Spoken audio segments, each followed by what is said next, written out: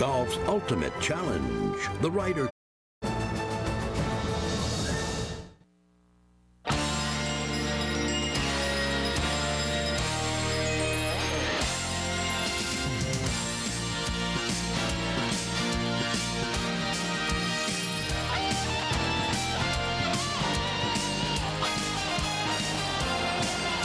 That Rockney built, Notre Dame Stadium filling up on a football Saturday. But on this Saturday, there's an extra buzz around the stadium because the opponent is Michigan. And Irish fans eager to show that their team again belongs with the elite. Their neighbors, two schools separated by less than 200 miles, but linked by their common tradition of football excellence. Michigan has won more games than any other Division I-A school. Notre Dame is second, and in winning percentage, the positions are reversed. And the coaches, latest in the line of succession of many of the sports greats. Lloyd Carr's already won a national championship in his 8 years at Michigan. And Ty Willingham, in his first season, called on to restore the glory to Notre Dame football. Notre Dame Stadium sold out for the 163rd consecutive time as Chevy Trucks presents Michigan and Notre Dame.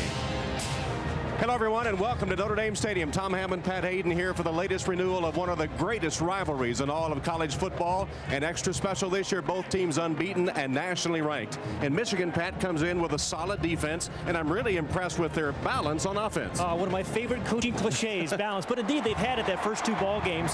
You know, it starts with their quarterback, John Navarro. A very efficient first two games, thrown the ball accurately, 59%, gotten the ball in the end zone with the 5 touchdowns, and he's really been very, very efficient. Now, the other part of that balance is in their running game. Chris Perry, you see what he's done, 5.9-yard average, over 100 yards in his first two games. His very first touch this year, won 57 yards against a good Washington team. But I think what makes this balance of this team so good is what they do on first down. They mix it up, and they've been a very good first down offensive team. Meanwhile, Notre Dame continues to struggle on offense. They still have not scored an offensive touchdown this season. They're 2-0 because of big plays from their defense and special teams. Pat, what can they do to kickstart the offense? You know, Tom, they play under this catch-all brand name of the West Coast offense, right, but they did not play that last week against Purdue. It was not a West Coast offense. So this week they have to do things a little differently. Start with Carlisle Holiday, their quarterback. They need to get the ball downfield. They need some plus 25-yard receptions. They're going to throw some deep balls today. Then their wide receivers, Omar Jenkins, Arnez Battle. They need to be thrown to, they need to catch it, and they need to run after the catch. That's the West Coast offense. And then the running game. Ryan Grant here had a nice game running last week, but they didn't get him involved in the passing game. If they do those things, that is the West Coast offense, but they're going to attack a lot more today. All right, Michigan, Notre Dame, say no more. We're back for the opening kickoff after this from your local NBC station. Football Frenzy, Friday at 11 on 24-Hour News 8. Back at Notre Dame, quickly to the sideline, and Lewis Johnson. Tom, thanks so much. With Lloyd Carr and Coach, one statistic stands out in my mind here as we start this game. You are 42-6 in your tenure at Michigan if you score in the first quarter. How important will it be to strike early on Notre Dame? Well, I'd say it's very important, and of course the crowd here is going to be a tremendous factor, and I think if we can get ahead, certainly we would prefer that because it takes the crowd a little bit out of the game. They are loud now. Good luck, Coach. Thank you. Tom, back up to you. All right, Lewis, on an 85-degree afternoon, Ty Willingham and the Irish will get the ball first. Michigan won the toss and elected to defer to the second half. You ever hear Coach say they want to score last? True. Well, you know, if you score last, you may win. Yeah, don't want to score in that first possession. Philip Brabs set to kick off for Michigan with Duff and Battle deep for Notre Dame.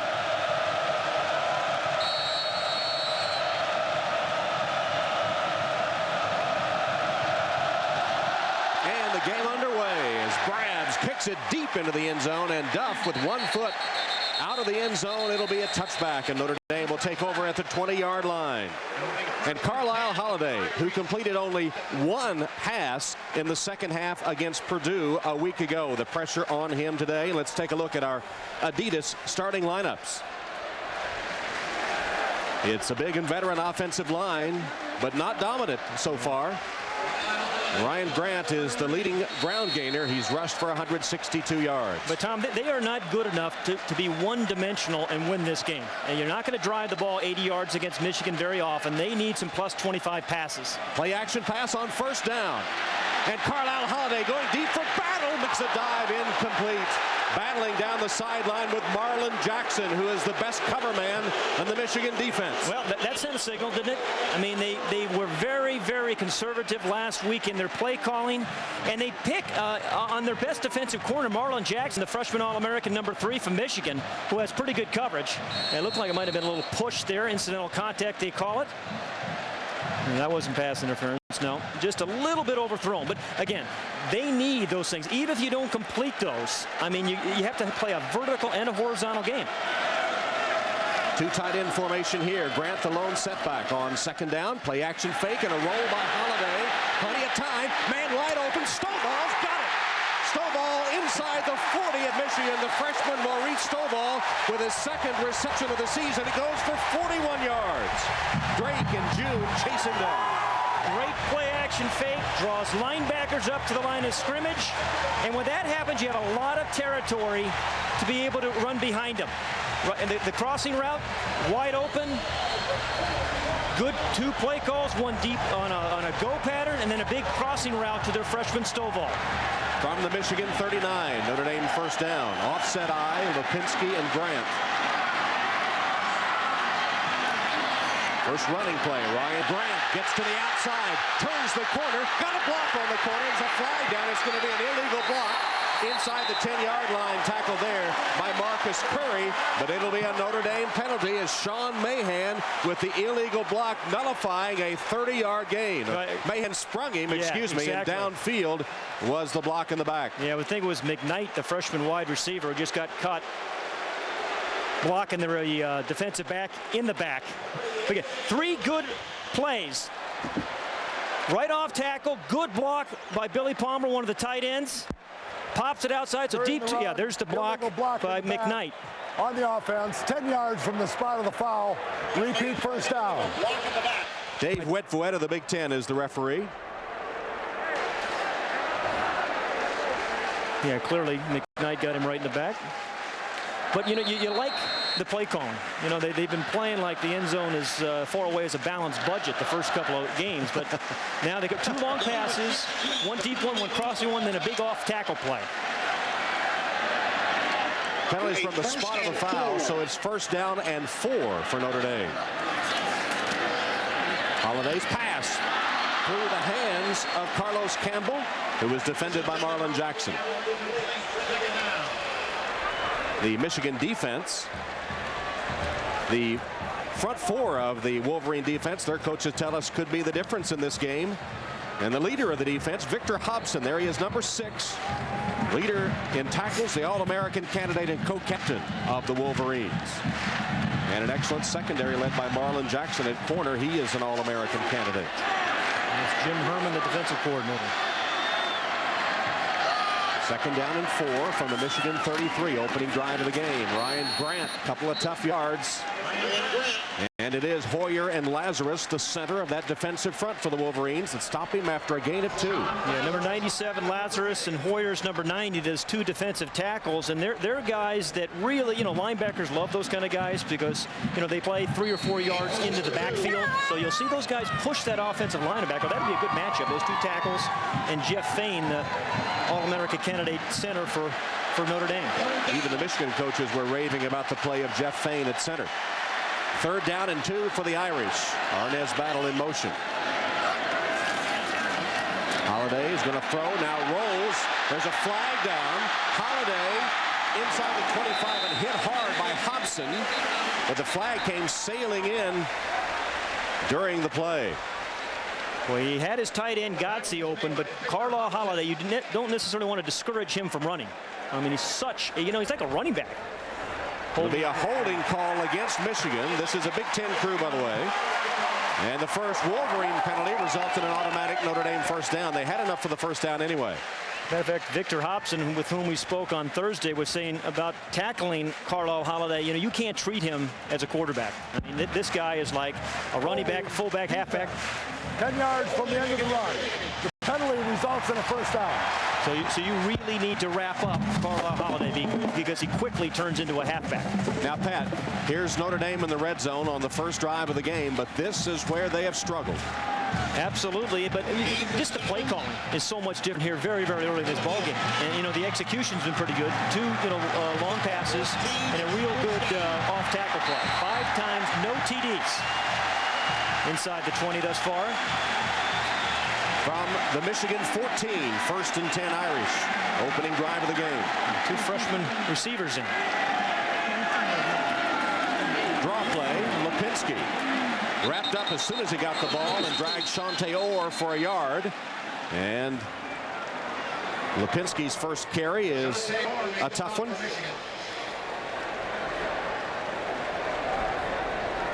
Notre Dame's possessions this year still looking for one to result in a touchdown. 25 times they've come up empty. And you talk to the coaching staff, they're so frustrated because they feel they're 1 block away or 1 missed assignment away from several touchdowns. But it's football. You have to execute, and this is the most difficult time because the field's so compressed. If you go back to last season, they've gone 10 quarters without a touchdown. Holiday rolls, throws. Was it caught or trapped? They gave it to him. It's complete. Complete to Arnaz Battle. He got his hands under it. Defended by June and Reed. They've thrown the ball twice to Arnaz Battle in this opening drive. Last week they threw it once all game. And 0 receptions. Absolutely. And although this ball was a little bit low, these are the kind of passes you get to him in stride, and then you let him run after the catch. It's going to be 3rd down and 3 as Holiday took a shot at the end of that play. Lawrence Reed, a very good special teams player as well, smacked him. So here they are on 3rd down in the I formation. Grant the tailback, Lipinski the fullback, 2 tight ends. Holiday's going to keep. Got blockers. Broke 1 tackle and fights to the 1-yard line. It'll be 1st and goal Notre Dame. Tom Lipinski from his fullback spot leading the blocking. I tell you, it looked like an old single wing play. I mean, that was a designed run the entire way. Lipinski, good block, but Lawrence Reed, number 56, had a really good shot at him and just ran kind of right by him. This is why he's part quarterback, part halfback.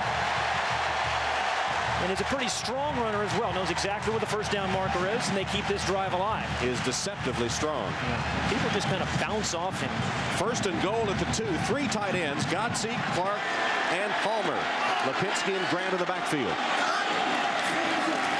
Grant hit and driven back by the Michigan defense. Still fights his way back to the line of scrimmage. But Charles Drake, the strong safety, and then Victor Hobson put the clamps on Ryan Grant. An incredible collision at the line of scrimmage. I think it was the middle linebacker, Carl Diggs, and the lead back. Lipinski and Diggs, and then Grant's got nowhere to go. Hit by Drake, and then Hobson finishes him off. So it's 2nd and goal. Spot the ball at the 1. I got to believe Notre Dame's thinking about 4 downs if they need them. They desperately want to get the ball into this end zone. Again, 3 tight end formation. And pitch the ball to Grant. Lipinski a block, and Grant for a touchdown.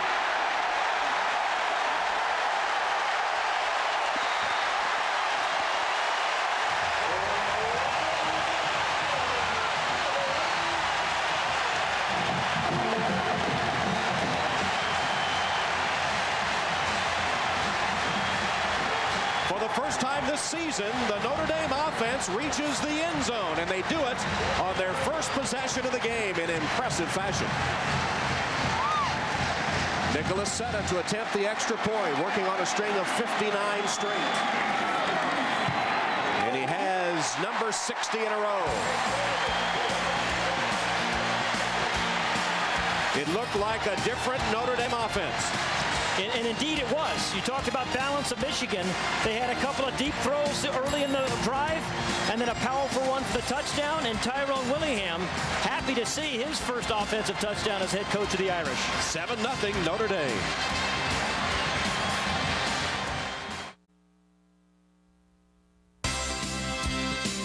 Notre Dame football is brought to you by Chevy Trucks, the most dependable, longest-lasting trucks on the road. by Cinnamon Toast Crunch. It's the adult thing to do. And by Prudential Financial, a rock-solid leader in financial services. Choose Prudential Financial to help you grow and protect your wealth. Back at Notre Dame Stadium, opening drive by the Irish results in a touchdown, but it was a little 3-yard run. But watch this play. This was the second play of the game. That's the freshman Maurice Stovall, all 6'5" of them. The play action fake drew the safety up. They kind of occupied the other safety. Well thrown ball by Holiday. The net result, the first touchdown of the year. A little pitch play. Lipinski, the fullback, with a key lead block. Return shoulders of Ryan Grant, and there are some very happy Irishmen on the sideline. And Grant scored the last Notre Dame offensive touchdown, a 14-yard run against Purdue in the second quarter of the final game last season. Scoring drive, 80 yards in 11 plays, nearly 5 minutes.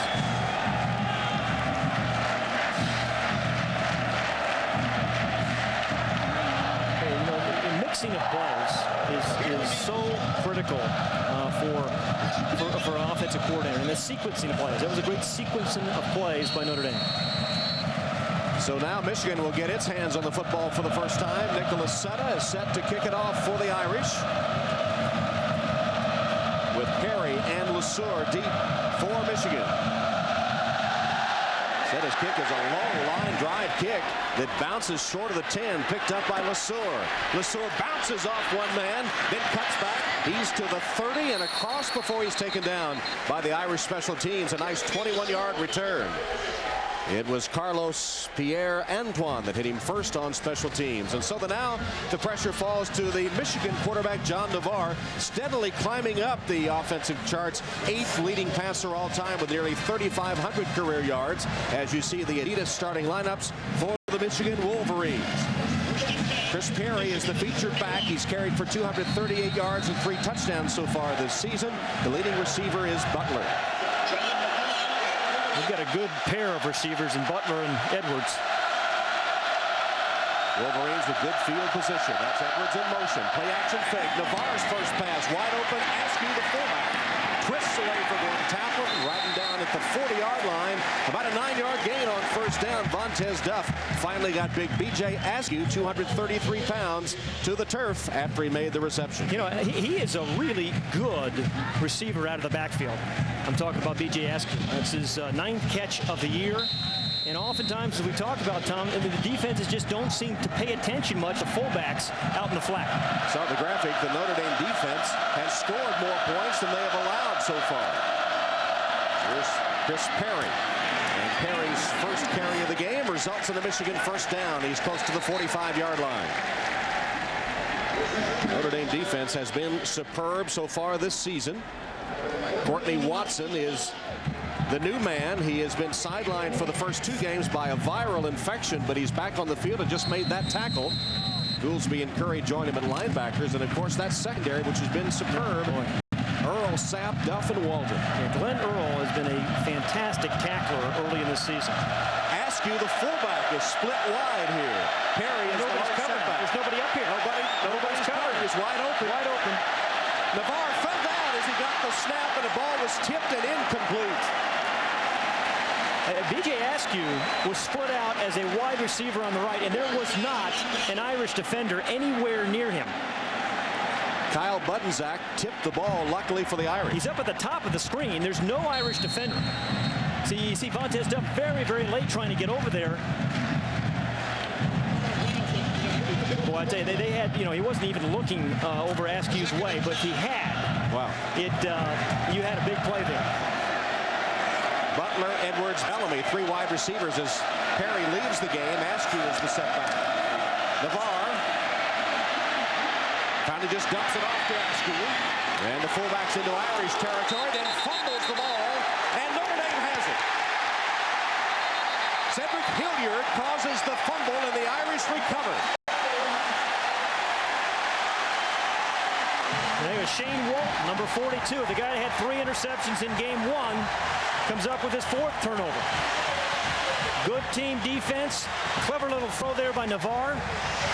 Again, Curry, number 49. Yeah, and you're absolutely right. It was Hilliard, a hustling nose tackle that caused a fumble, and the opportunistic Shane Walton there to make a recovery. So a hustling nose guard, and an outside linebacker in Curry, and then Shane Walton finishes it off.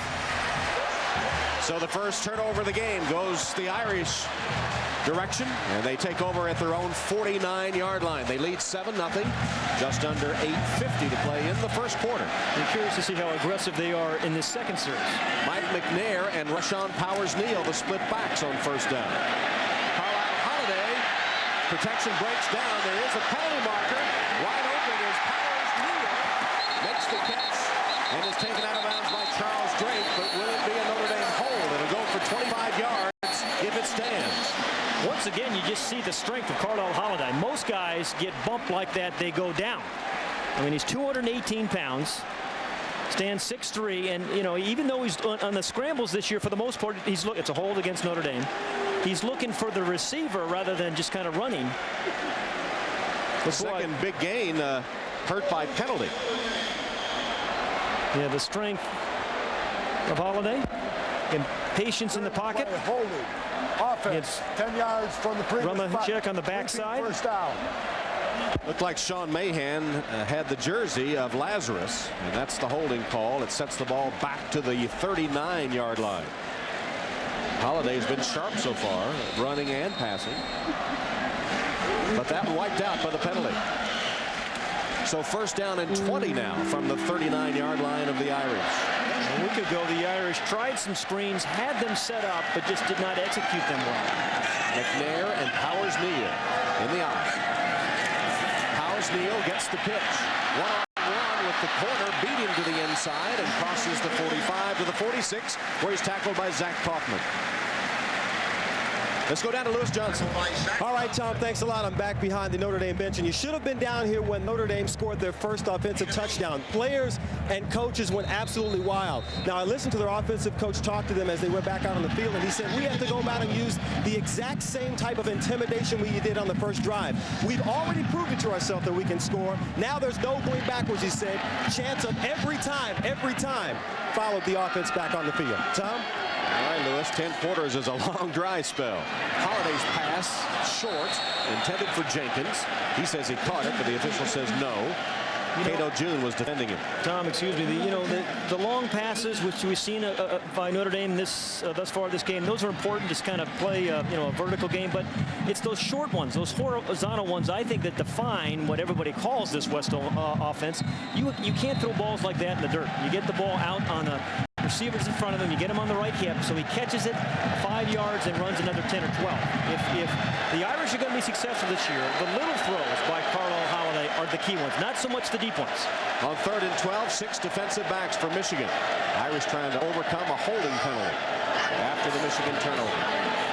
Holiday in trouble, chased but got away. And Holiday down the field, he's got a first down, and he's just short of the 35, caught by the shoe tops by Victor Hobson. A 16-yard scramble by Carlisle Holiday.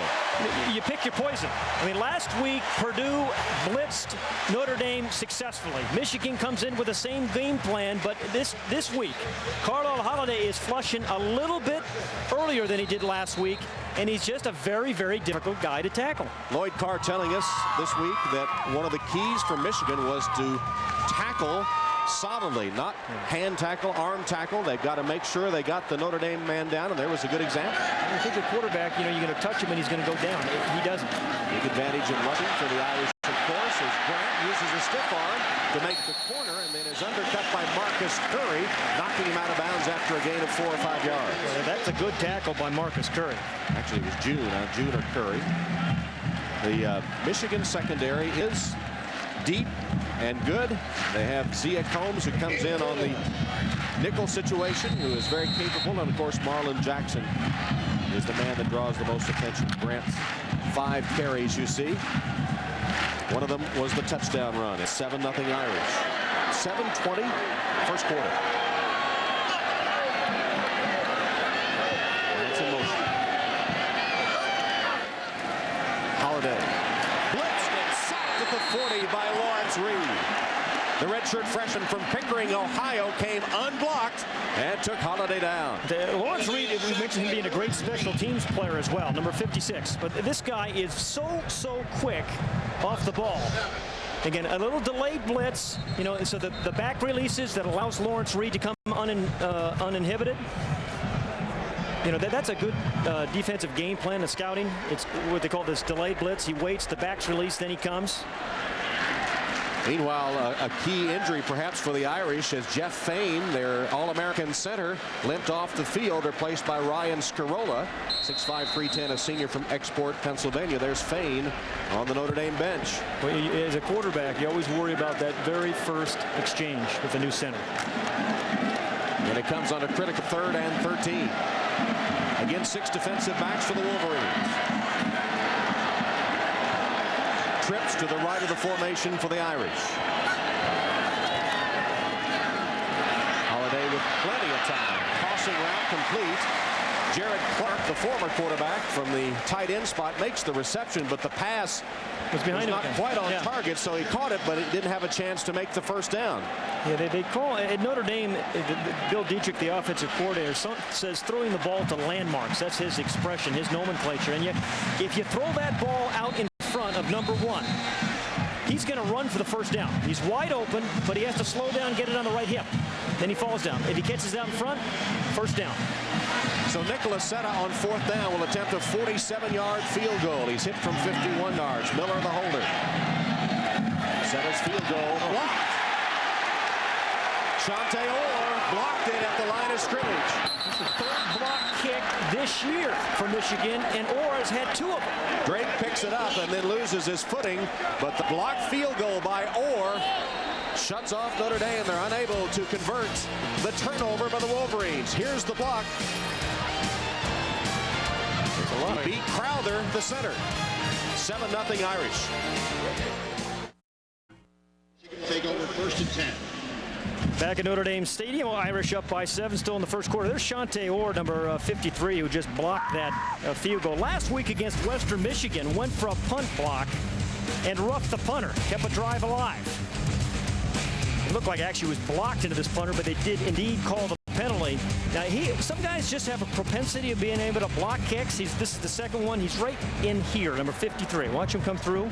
And that's just kind of a bull rush right over John Crowther, the center, over the left guard. And you know, those are momentum turners. Really a good play. I mean, this Michigan team has had a history. Last year they blocked 8 kicks, 7 of them punts, and then 3 this year. Jeff Fain just moments ago taken to the Notre Dame locker room, obviously under his own power, but out of the lineup for the moment. Sean Sanderson in at fullback, and the offset eye for Michigan on 1st down. Matt Lenz makes his first appearance at right guard. Edwards the motion man. The handoff is to Chris Perry.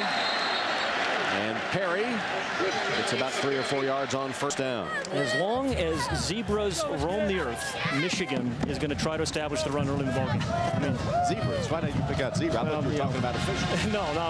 Yeah, this is part of Big Ten football, part of Michigan lore. Lloyd Carr, you know, has embraced the tradition of football at Michigan. He's had a phenomenally successful record, 6 straight January 1st bowls.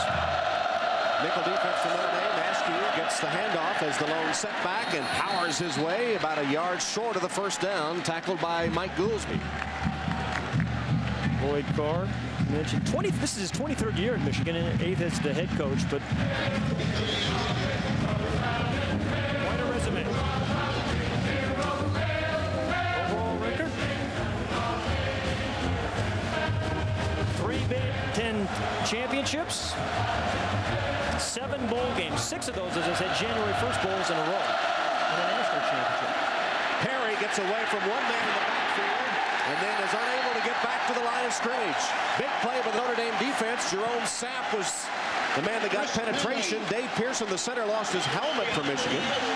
But a big play by the Notre Dame defense on 3rd down. You know, when the center loses his helmet, it's a big, tough hit because they're strapped on 3 different ways.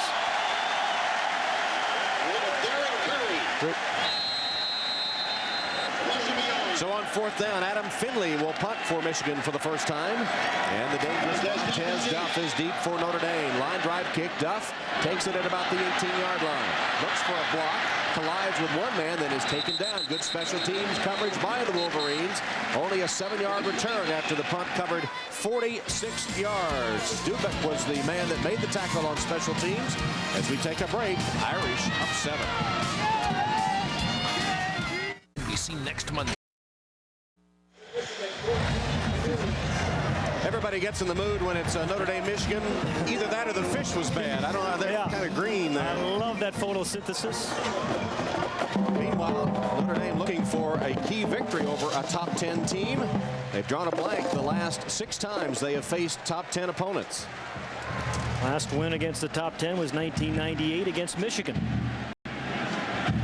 Irish leading here 7-0 in the first quarter. 3:54. First down at their own 25. Carlisle Holiday so far has hit 3 of 6. So you can see that win over Michigan. Holiday 3 of 6 for 55 yards. In this offense, he should be a 55% completion passer. Holiday steps away from the rush. Flags down. Could be another hold as he is taken to the turf at the 26 by Larry Stevens. Yeah, there were several flags. Easy call.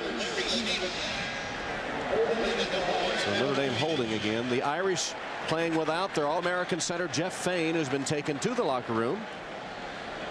And replaced by Ryan Scarola, 6'5", 310 senior from Export, Pennsylvania. During the play, holding offense, 10 yards from the previous spot. Repeat first down. You know, this is a new offense for the offensive linemen too. Yeah, right back here. Yeah, it's the old takedown. And you know, offensive linemen, these offensive linemen have been used to kind of running the football, grinding out, playing option football. So just like quarterbacks and wide receivers are getting used to this West Coast offense, so are the offensive linemen. Last time that Notre Dame tried to dig itself out of a penalty, they had a field goal blocked. They get nothing on first down. Powers Neal able to fall forward maybe for a yard. Larry Stevens and Sean Lazarus just met him right at the line of scrimmage. And Gato June, the free safety, in there as well. Another Irish player down. That's Powers Neal.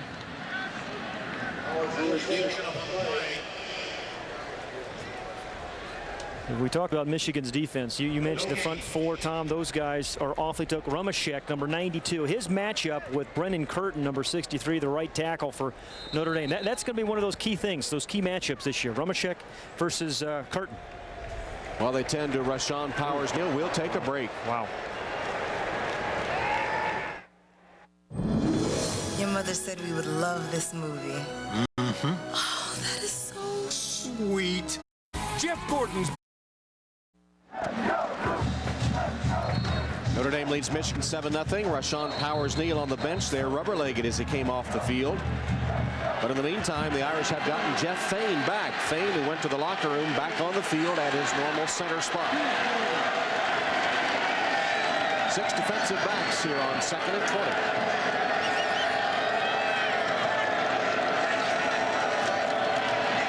Short drop by Holiday. He throws an interception. It'll be a touchdown by Marlon Jackson.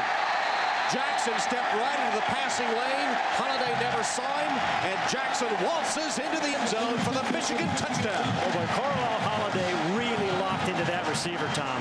And that you just can't do that against Marlon Jackson. Playing zone, he wasn't a bump and run, so he was watching the quarterback, had plenty of room to see it, and then he just drove. And did you see him just kind of swallow that ball? Lloyd Court told us yesterday that he thought about playing him on offense because he maybe at receiver. And tying the extra point will be Troy Nienberg. The kicking game has been a problem. Grabs has been a kicker and hit the winning field goal against Washington. Nienberg getting the chance here for the extra point. He already had hit 2 extra points this season and now is 3 for 3. Marlon Jackson. And fantastic, really, anticipation by Marlon Jackson. Now watch, he's locked to his right the entire way. There's just way too much time for Jackson just to kind of step up in the zone. You know, in man for man, maybe you can lock on a little bit more, but not when you have a guy of his talent. And then terrific reception by him, just kind of swallowed that ball into the end zone.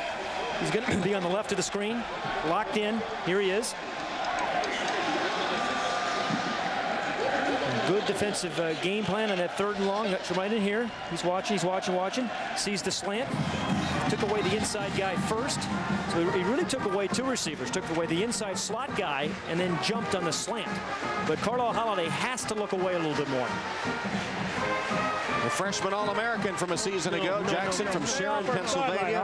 Growing up there, his parents not really a part of his life, and he ended up moving in with his coach, James Wildman, his wife, Carol. He had a tough childhood. One time for Christmas, they asked him if he wanted some CDs or some video games or what, and he just asked for underwear and clothes and just some things to get him through. A tough childhood for Marlon Jackson, but he kept his nose clean, stayed out of trouble, got away from all the bad influences, living with his high school coach, and now is an All-American in the maize and blue for Michigan. Kickoff is a short one and taken by Duff. Vontez Duff off the middle, hit hard, and popped at about the 27-yard line by Pierre Woods. 22-yard gain. And on the arm of Marlon Jackson, just to finish his story, is the way he feels. A little tough to read there, but it says against all odds, and against all odds he has overcome a tough childhood to be an All-American at Michigan. Yeah, and Lloyd Carr said to us, you know, you just mentioned, he's kept his nose clean, and he's a very goal-oriented guy and incredibly competitive, which you love in a corner. Last interception return for a touchdown against Notre Dame was Navy in '98 when David Alexander took it 20 yards for the score. So 7-7 game, and Notre Dame takes over now at its own 28-yard line. Jackson on the sideline.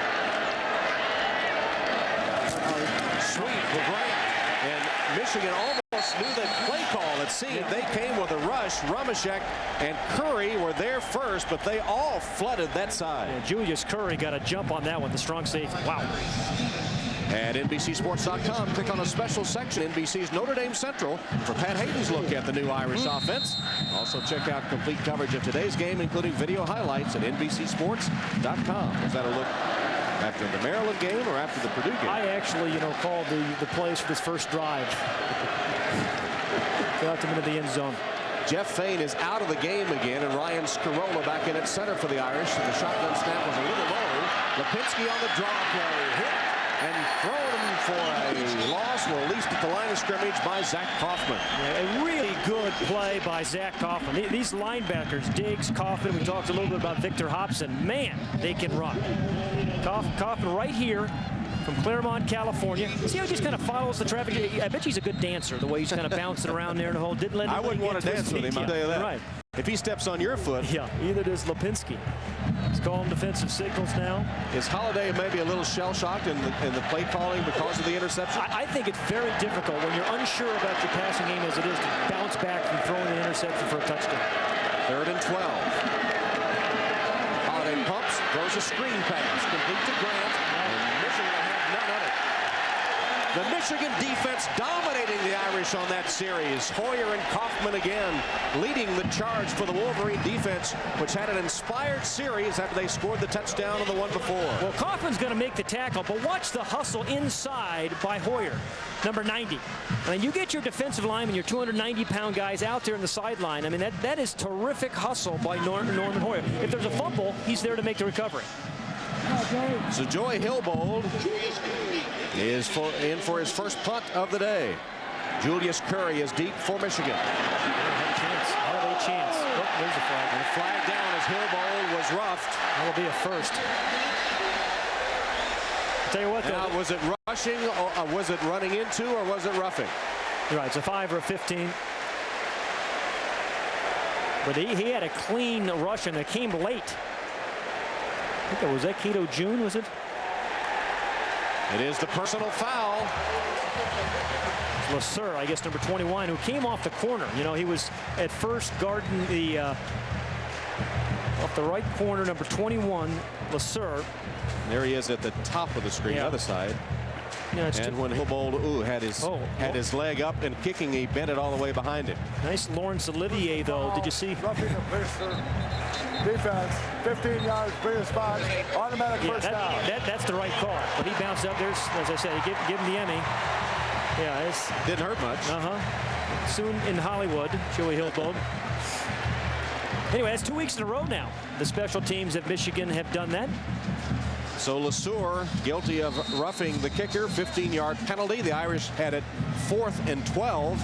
So the 15-yard penalty gives them a first down at their own 40. Jim Molinaro in at right tackle, replacing Brennan Curtin for the Irish. Short drop, Holiday. Pass caught by Jenkins.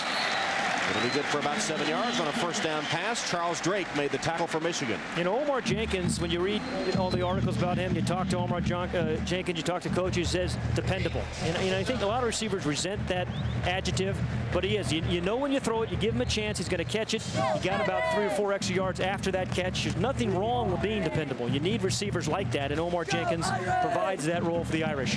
Final seconds of the first quarter. And the first quarter is over with Notre Dame and Michigan tied at the end of one at Notre Dame Stadium. Notre Dame 7, Michigan 7. We'll be back after these messages from your local NBC station. Watch Sports Overtime Sunday after News 8 at 11. Start the second quarter with Notre Dame and Michigan tied at 7. Joy Hillbold just had the 15-yard roughing the passer penalty that resulted in an Irish first down. Michigan's LeSueur making contact while his leg in an awkward position, but Lewis, maybe it's the shoes.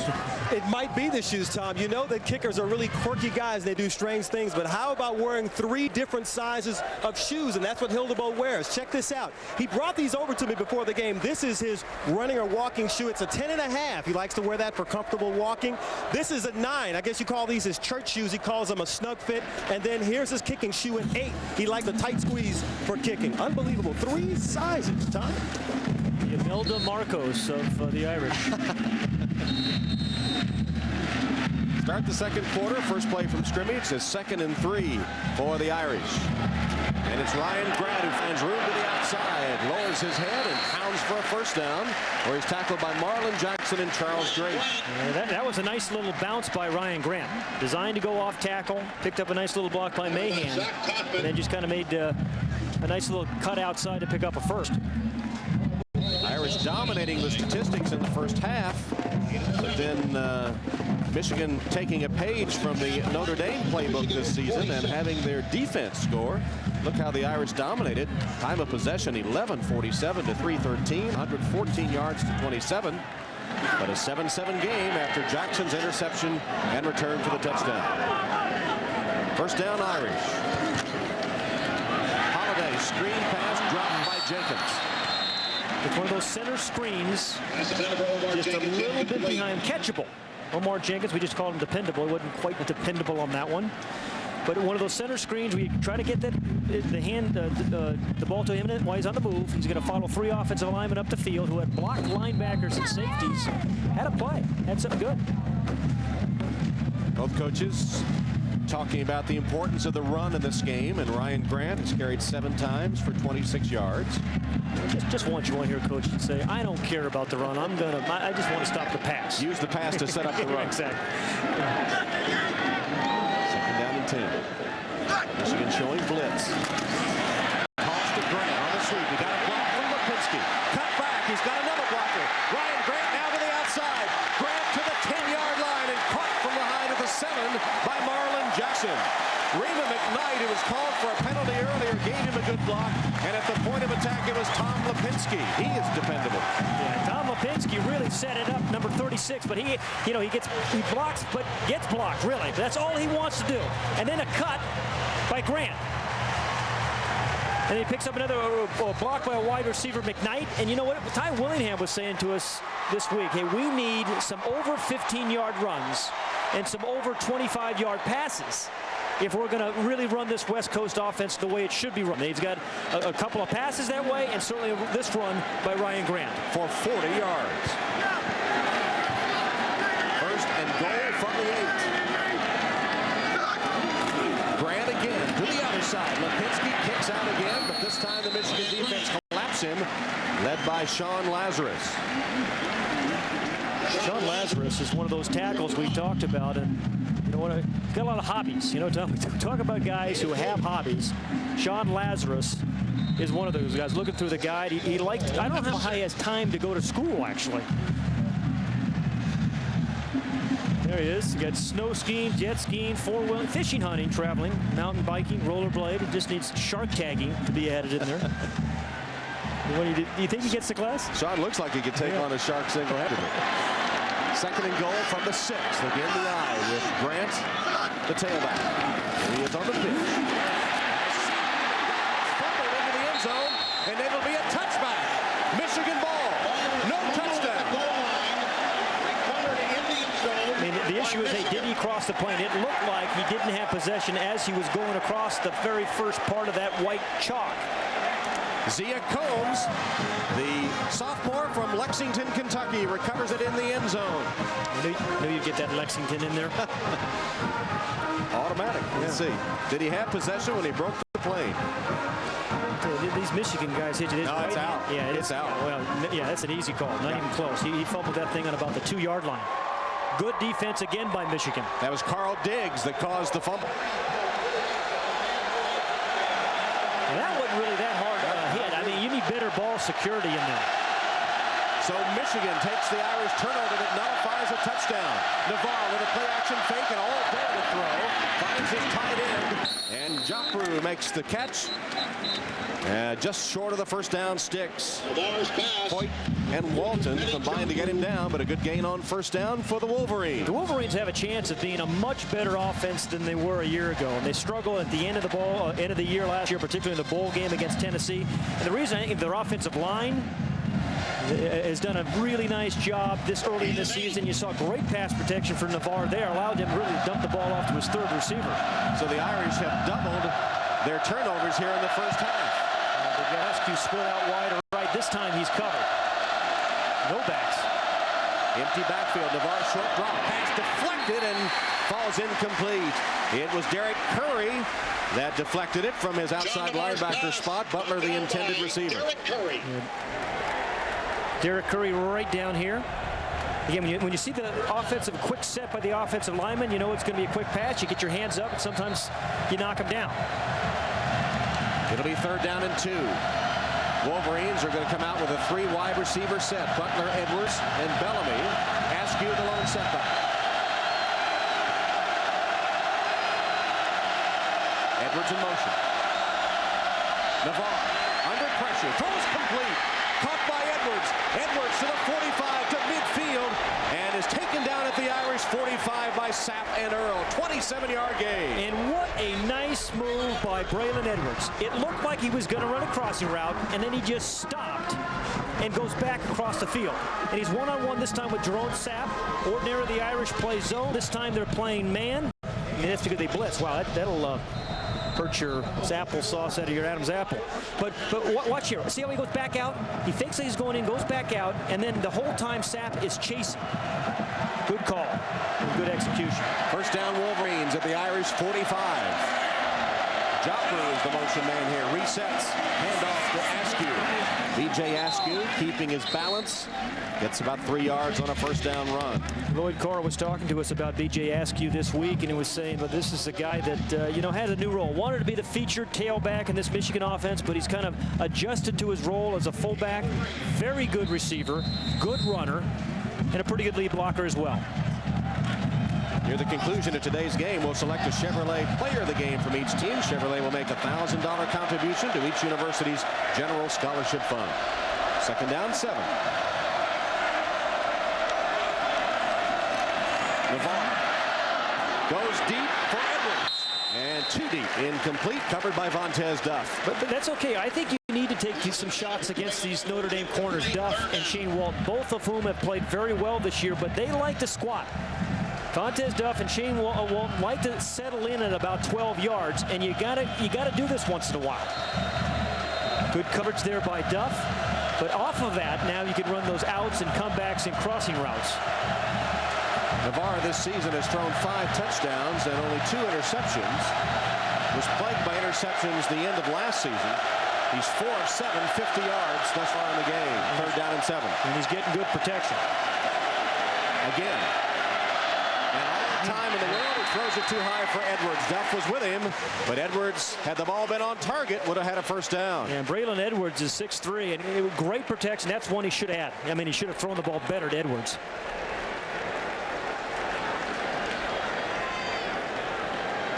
Real good protection. He steps up in the pocket. Man-for-man coverage again.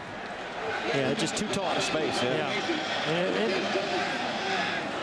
Adam Finney to punt for Michigan. Vontez Duff stands at about his 7. He's going to let this one go. And it will bounce into the end zone for the touchback. 42-yard punt, but a touchback will give it to the Irish at their own 20 when we come back in a 7-7 game. You can't do this. I'm sorry.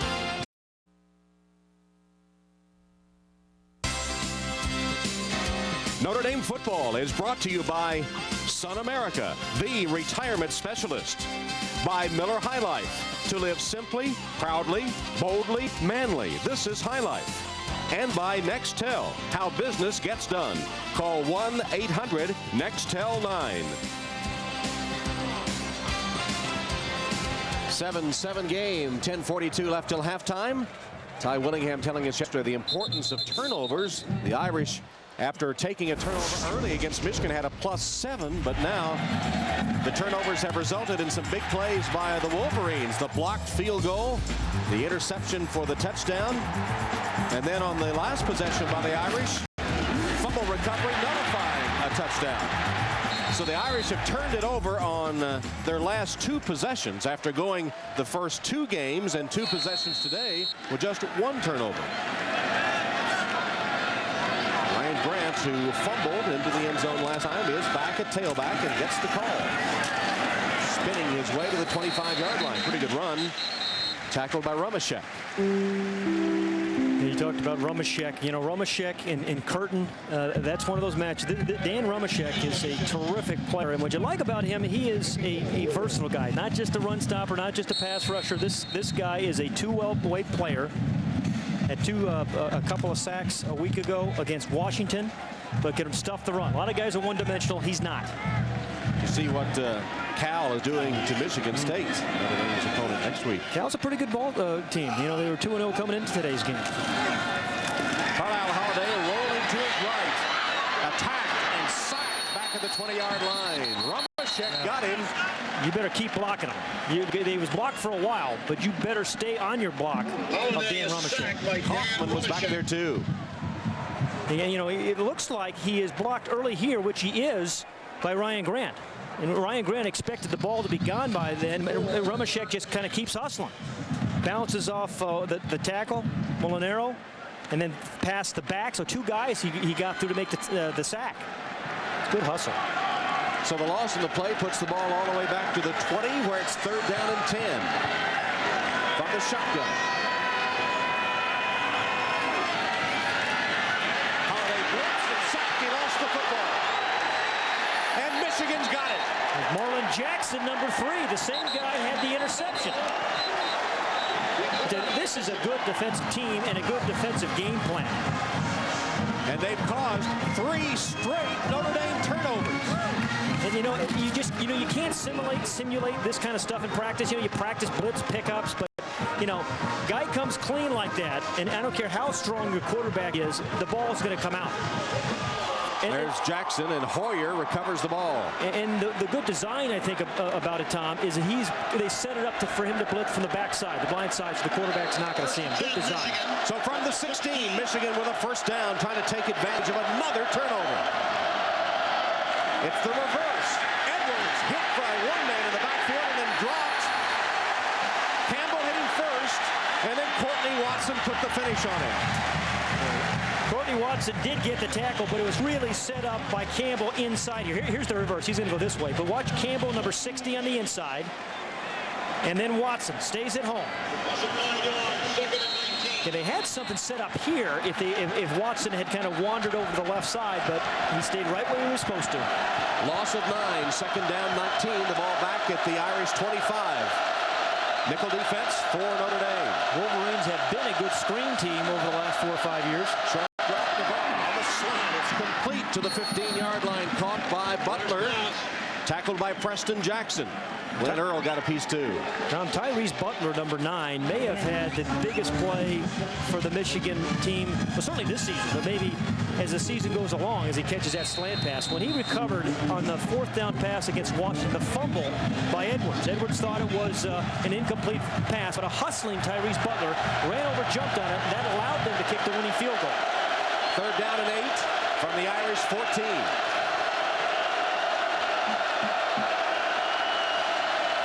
Fake play action. Navarre's pass to the end zone. No good. Out of bounds.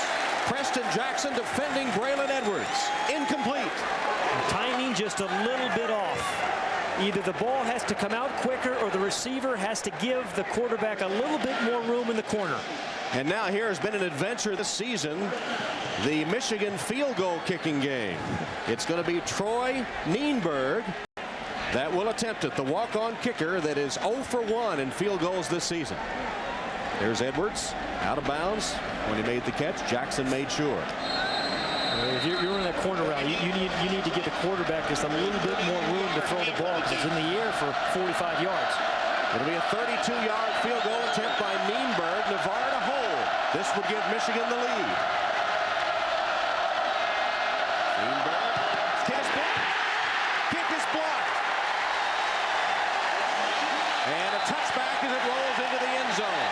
So earlier Michigan blocked the Notre Dame field goal attempt. And now the Wolverines' kicking woes continue as Notre Dame blocks the Michigan try. Nienberg got it on its way, but here comes the block. It's at the line of scrimmage. It was Darrell Campbell that blocked it, number 60. And the Irish will take over when we return to Notre Dame Stadium. Maybe Hilliard got it.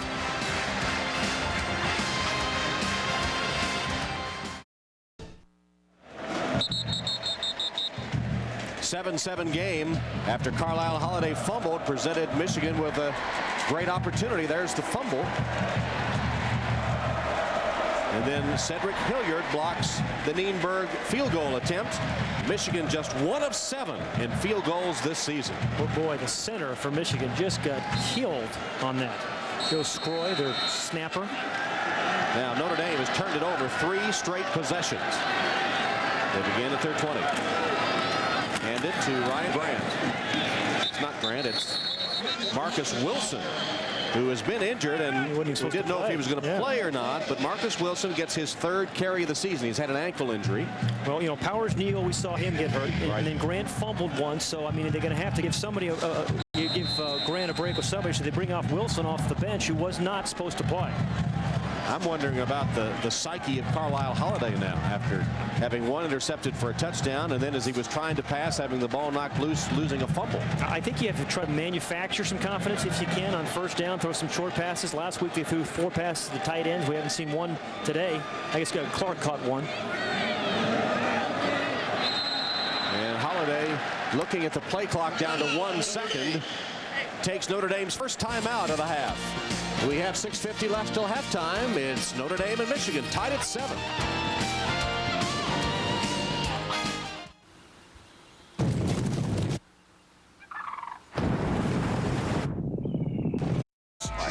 Listen.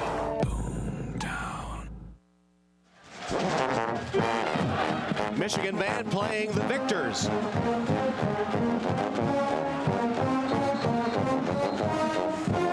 Songs voted the 2 best in all of college, the Notre Dame Victory March and the Victors from Michigan band. They'll be rattling around in my head for about a week now. You know, pretty classy. Both bands play the other team's fight songs before the game. Pretty classy. 2nd down and 8 for Notre Dame. They had to call a timeout as the play clock was running down, and the offense, which has shown signs of brilliance today, has sputtered and has turned the ball over 3 consecutive possessions. Arnaz battle in motion, resets to the right. Play action fake. Carlisle Holiday takes his 2nd option and completes the pass to the tight end. Godsey has it for a 1st down Notre Dame. June and Jackson make the tackle. Marcus Wilson gave him a block. It goes for 16 yards. You can see Holiday with his reads. Absolutely. You know, they kind of changed it up. There's the block by Wilson that you talked about. Kind of stayed inside. You know, and sometimes it's difficult to kind of hang in there when you've been sacked and battered. And they rolled him out a little bit, maybe to get him away from some of that rush. Wilson does a good job. Black does a good job. Curtin and Milligan up front. And the tight end has been a featured guy in the attack this year. There are the numbers on Holiday today. He has a first down now at his own 38-yard line. You have to throw it against this defense. They had 9 guys at the line of scrimmage. And some of them might have come across too soon where they'd drawn off. Here will be the call.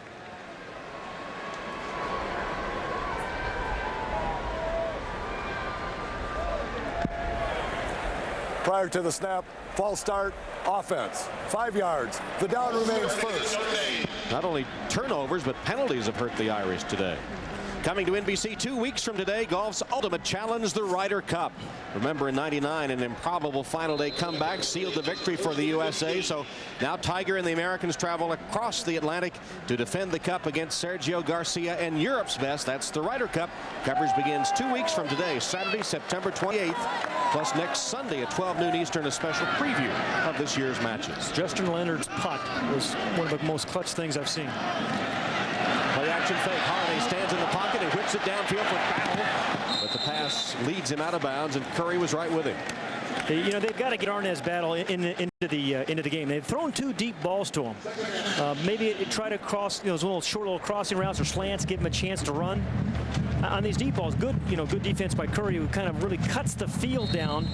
But you've got to keep these balls inbounds. Obviously, you can't catch anything out of bounds, so you got to give your receiver a chance. Throw it inbounds, let him go up and out jump the defender. They've gone deep to him twice, as you said, but officially just 1 catch for 5 yards. 4 hurries and a knockdown, plus the 3 sacks against Carlisle Holiday. Hobson hitting pretty good after he released that one. Hobson's going to hit a lot of people pretty good. Down in 15, they'll run it with Grant. Ryan Grant to the 41-yard line. It'll be 3rd and long for the Irish. Tackle that time made by Larry Stevens and Lawrence Reed. Ticking down toward 5.5 minutes. Ty Willingham's offense finally scoring. Looked like they were going to score again, but Grant fumbled into the end zone. And in the meantime, Carlisle Holiday threw an interception for a Michigan touchdown. The Michigan defender, even at its 3rd and 8, you're obviously defending the pass, but you've got to watch out for Holiday and a quarterback draw. 6 defensive backs. Blitz coming. And once again, the offensive line, Sean Mahan, it looked like that time guilty. That'll be a 5-yard penalty. And the penalties, which hurt the Irish in the first game against Maryland, didn't matter as they won 22-0. Prior to the snap, false start, offense. 5 yards. The down remains 3rd. But the penalties have really been damaging to the Irish today. We talked about the kind of the rush that in the blitzing that Michigan's doing. Purdue did it a week ago, and the Irish had a little bit of success. Defensive coordinators are great imitators. They've seen the blitz. The Irish, until they are able to handle it, the quarterback's able to handle it, the receivers, and everybody else, they're going to see a lot of it. So 5 penalties, and 2 of them wiped out long first down gains.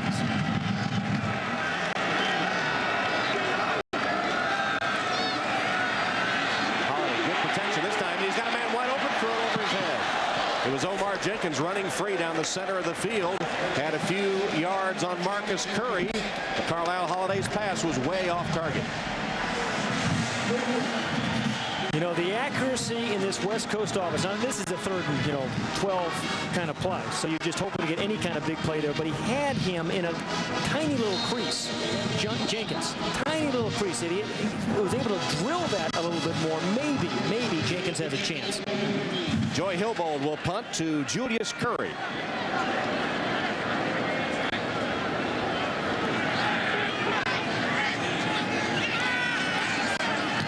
On Hilbold this time, and he booms one.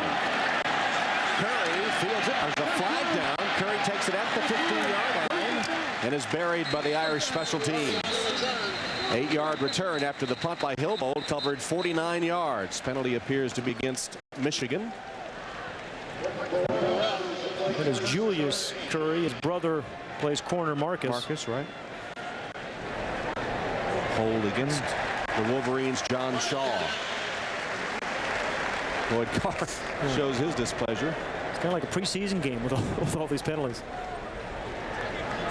Enjoyed our conversation with Lloyd Carr as we talked about a lot of things other than football, didn't we? Absolutely. You know, he really enjoyed most teaching high school history and English. Did that for 7 years. During the kick, holding on the returning team.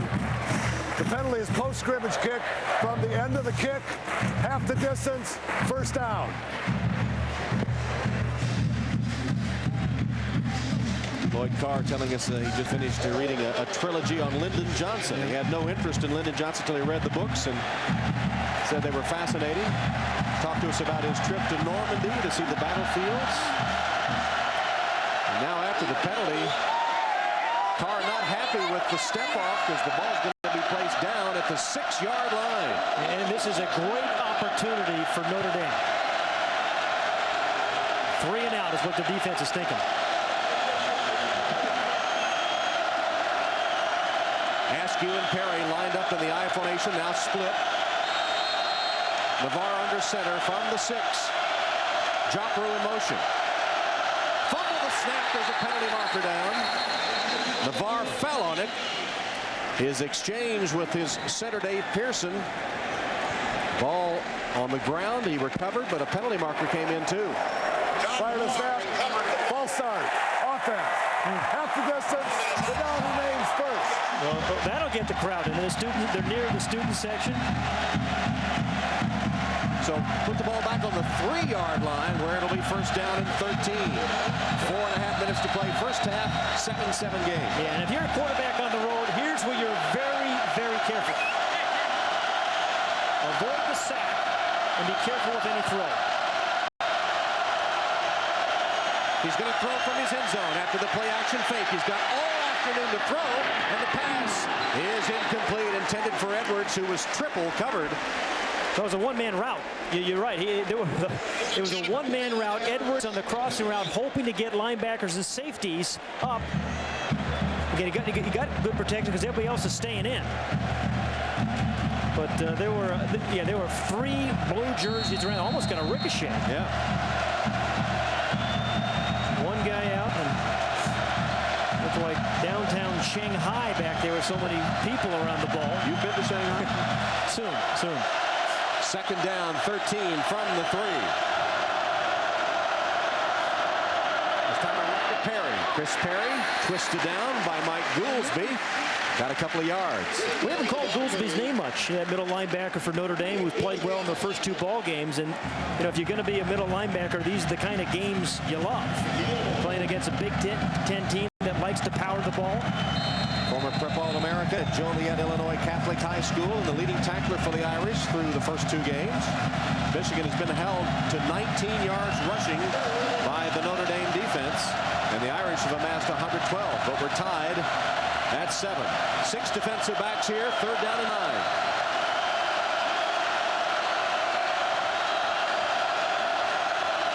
Navarre play action fake. He's in trouble. Pass deflected. Penalty marker. That's a safety. Holding in the end zone will be a safety if that's the call. It was Justin Tuck on the rush, and Courtney Morgan apparently grabbed him. It would be a safety. It will be a safety. 2 points for Notre Dame if that's the call. During the play, holding, offense. The penalty was in the end zone, results in a safety.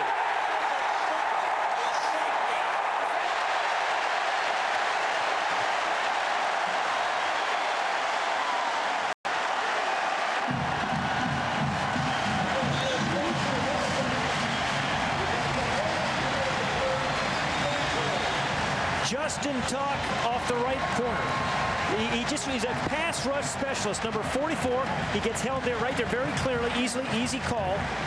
And it was Morgan. The Notre Dame defense scores again.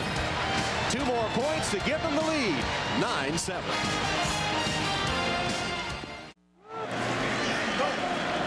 A little over 3 minutes remaining in the first half, and after that safety, Notre Dame up by 2. Now here's a play again, 62 Courtney Morgan, the left tackle, against 44 Justin Tuck. And if you're looking right there, there's the hold. I mean, he is just tackling him big time. It's an easy call for the official, and because it's in the end zone, it's a safety. And you know, he went over the sidelines, did Courtney Morgan, his offensive line coach, Coach Moeller. let them have a little bit. But I mean, there's no argument on that one. That was a hold. Last time the Notre Dame defense recorded a safety was against Florida State in the '96 Orange Bowl, as Danny Cannell, the Seminole quarterback, stepped out of the end zone. Incredible how you know all these statistics, that you remember these things. Arnaz Battle and Vontez Duff are the deep men. On the free kick, Adam Finley will punt for Michigan.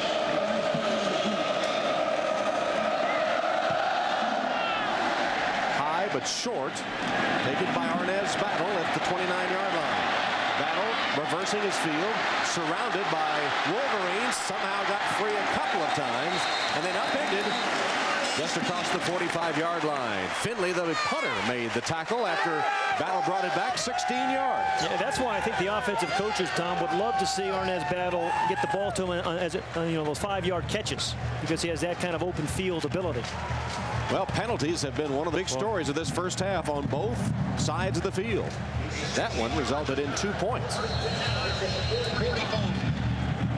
at the time of possession. 19 minutes by Notre Dame, 189 yards, but only 9 points. The turnovers have plagued them. And short drop. Holiday hangs it up. Deep for Jenkins down the sideline and incomplete, out of bounds. But he gave him a chance. This one was inbounds. Remember just a moment ago we threw one out of bounds to Jenkins? He gave him a chance this time. Good throw there. Marcus Curry was step for step. Well timed, it's just bump and run, man for man coverage. Just throws it up high. There's. Wow, 1 foot in is all he needs. Didn't make it. One foot did not go in. Looked like it was going to come down inbounds, and then momentum carried him across the sideline. So 2nd and 10 from the Notre Dame 45. Michigan crowding the line of scrimmage. Pitch to Ryan Grant. Oh, blasted in the backfield at the 40-yard line. Wow. Talk about penetration. That completely stopped the play before it got going. Grant Bowman, Rumashek, Stevens. Yeah, it was Bowman, I think, number 60, right there. Well, he got some help, too, but unbelievable penetration. As soon as those guards pulled, Bowman was in the backfield 4 yards deep. Now, here's a dangerous spot for Carlisle Holiday when everyone knows he has to pass. 3rd down and long. And this is one of those downs in a true West Coast offense. We keep talking about a hackneyed phrase where you don't necessarily need to throw the ball 20 yards down the field. Throw it 8 to 10, and maybe if you throw it on time, a guy can run for the other 8 yards. It's a different philosophy than in the past. Oh, there's a mistake there. There had to be a penalty thrown. Yeah, there was some, but there wasn't. Yeah, I don't see a flag. No. It looked obvious that there was a false start by Notre Dame, and the referee signals 4th down. Well, it's beginning to look more and more like a Ivy League game here. No, they don't make those kind of mistakes. Yeah, usually. And it will be Julius Curry awaiting the Hillbolt punt. Yeah, the quarterback moved. The offensive lineman didn't move, but Holiday moved early. Inside 2 minutes to play in the first half, and the Irish up by 2. Pressure on Hillbolt, got it away. Curry will field it at the 19-yard line. Hit and drop. Beautiful downfield special teams coverage that time by Derek Curry. Stopped Julius Curry for a 4-yard return after Hillbolt's punt sailed 43 yards. We'll take a timeout. 1:42 to play till halftime.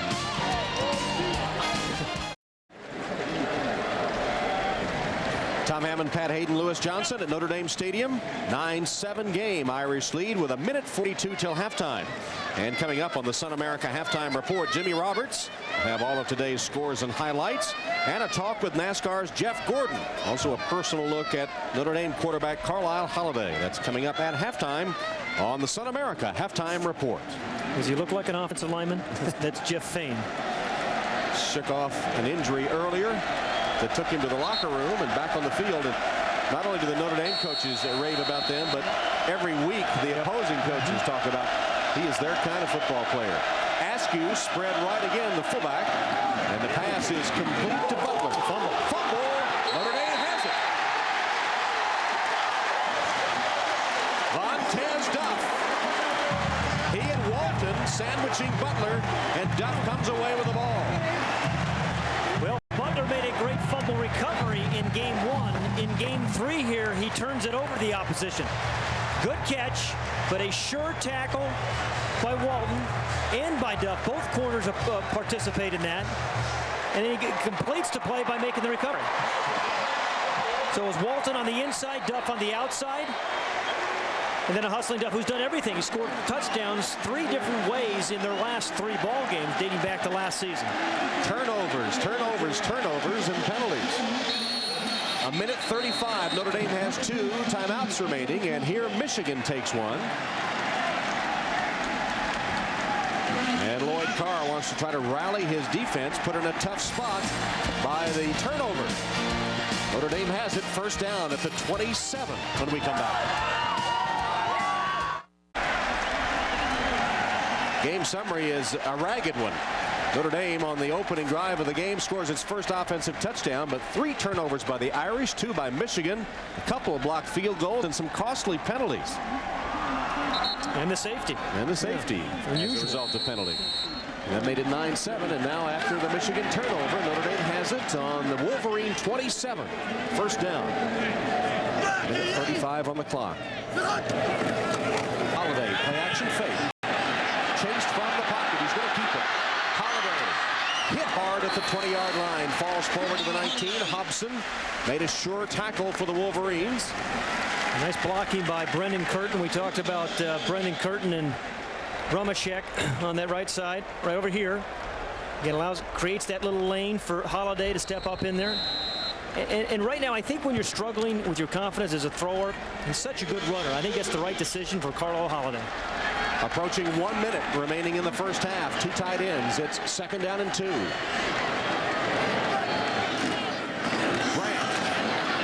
Shook left tackle in the backfield. Has a first down. That'll stop the clock as he gets inside the 15-yard line. Tackled by Charles Drake.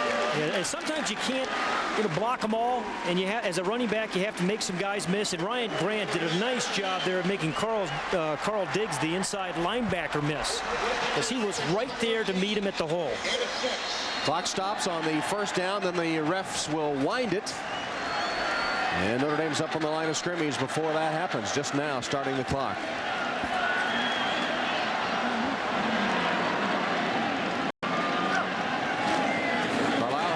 Short drop, sack at the 20-yard line by Hobson, and he hit him hard. Timeout, Willingham, angry that he didn't get it sooner. Victor Hobson is a real player, isn't he? I mean, he came into this game doing everything for this team. In the first 2 games, he had 11 tackles, he had a sack, he had a fumble recovery, he had an interception. And here he is, number 6, right in the middle of your screen. And Carlisle sees him. That's how good a tackler he is. Coaches were talking about how long his arms are, and you can be 5 yards away from him, and Victor Hobson's still going to make the play. Hobson in his 3rd year as a starter, a 5th-year senior.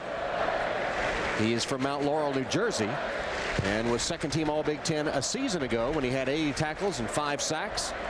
From St. Joseph's Prep in the Philadelphia area in Pennsylvania, where he was a Prep All-American and All-Stater. No more for crew at St. Joe's Prep than football, but Victor Hobson is an awfully good player. Came into this season with 189 tackles and 10 sacks to his credit. Carlisle Holiday maybe cut his hand on that last sack by Hobson. The situation is this: with 33 seconds left, Notre Dame will have it 2nd and 16 from the Michigan 19-yard line and 1 timeout left. One thing Notre Dame has just not been able to solve the last 2 ball games, Tom, and that is the blitz. They've not handled the blitz well. And it's a well-designed defensive blitz this week by Jim Herman's, the defensive coordinator's team, because most of them are coming from Holiday's backside. Can't see it, although that time Hobson went right in the eyes of Holiday. The whole team was over on the sideline for the play call. Here it is, 2nd down, 16. Holiday with a roll. Man in his face, he lets it go. Collision in the end zone and a flag. Omar Jenkins taken down by Marlon Jackson in the end zone. Now, a lot of times they call that incidental contact when you get tripped up. It looks like their feet got caught, but clearly they're going to call that pass interference on Marlon Jackson. Right here. I think that's incidental contact. I mean, the way they generally call it. Tough call against the Wolverines as Jackson and Jenkins with their feet tangled up. And here again. Again, you know, in the pros, sometimes you see these things overruled. I don't see it much in college. And they're not. They're going to call pass interference.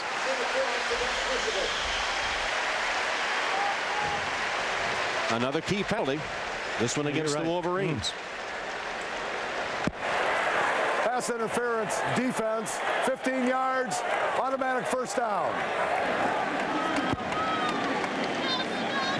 They're still attending to Carlisle Holiday, whose right hand looks to be bleeding. Pat, that was the 6th penalty against Michigan for 68 yards, and one of them resulted in 2 points. Notre Dame only has 1 timeout left and 28 seconds as the ball is placed down at about the 3-yard line. What do you do here, run or pass? Well, I think you run it. You still have a timeout remaining. You got 28 seconds. You know, actually, get Carlisle Holiday to the corner because you can run or pass. I mean, we've talked about him being like a halfback. I'd give him a chance to throw it or run it. 28 seconds, you can get 2 or 3 runs off if you want and still use a timeout.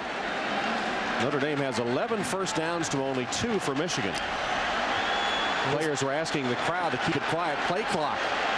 Use that last timeout before they get the play off. That is a huge mistake. Yeah, that is a terrible use of the last timeout. Boy, now you're limited. Your options are much more limited. I mean, they could have run the ball maybe once or twice, then used that timeout. You know, for 2 ranked teams, this has been a first half with a ton of mistakes. And coming to NBC Tuesdays this fall after Frasier, it's NBC's newest comedy, Hidden Hills. Just like your life, only funnier. Hidden Hills premieres a week from Tuesday on NBC. No, I've hung out enough with you to know that your life is pretty funny. Pretty funny. A laugh a minute. That's what Time Zone says. Well, Tyrone Willingham has to be, he should be upset with having to burn that last time. Those things are so precious. And of all the things I see in football and college and pro, I think misuse of timeouts, teams just don't seem to handle those well. And one thing for sure, you've got to come away with some points here. Right. It would be a tremendous setback if presented this opportunity by Michigan turnovers and penalties that Notre Dame does not get some points. Now, again, I think what they're telling their defense is, hey, play wide, because I think they're expecting Holiday on some sort of option, run-pass option. And so he was talking to Rumashek, his defensive end. Make sure if he comes to your side, stay wide, force him inside to all the traffic. But now no timeouts. And only 28 seconds. 3 wide receivers, Battle, Stovall, Jenkins. Holiday, quarterback draw. Hit hard. Did he make the end zone? Yes. Touchdown, Notre Dame.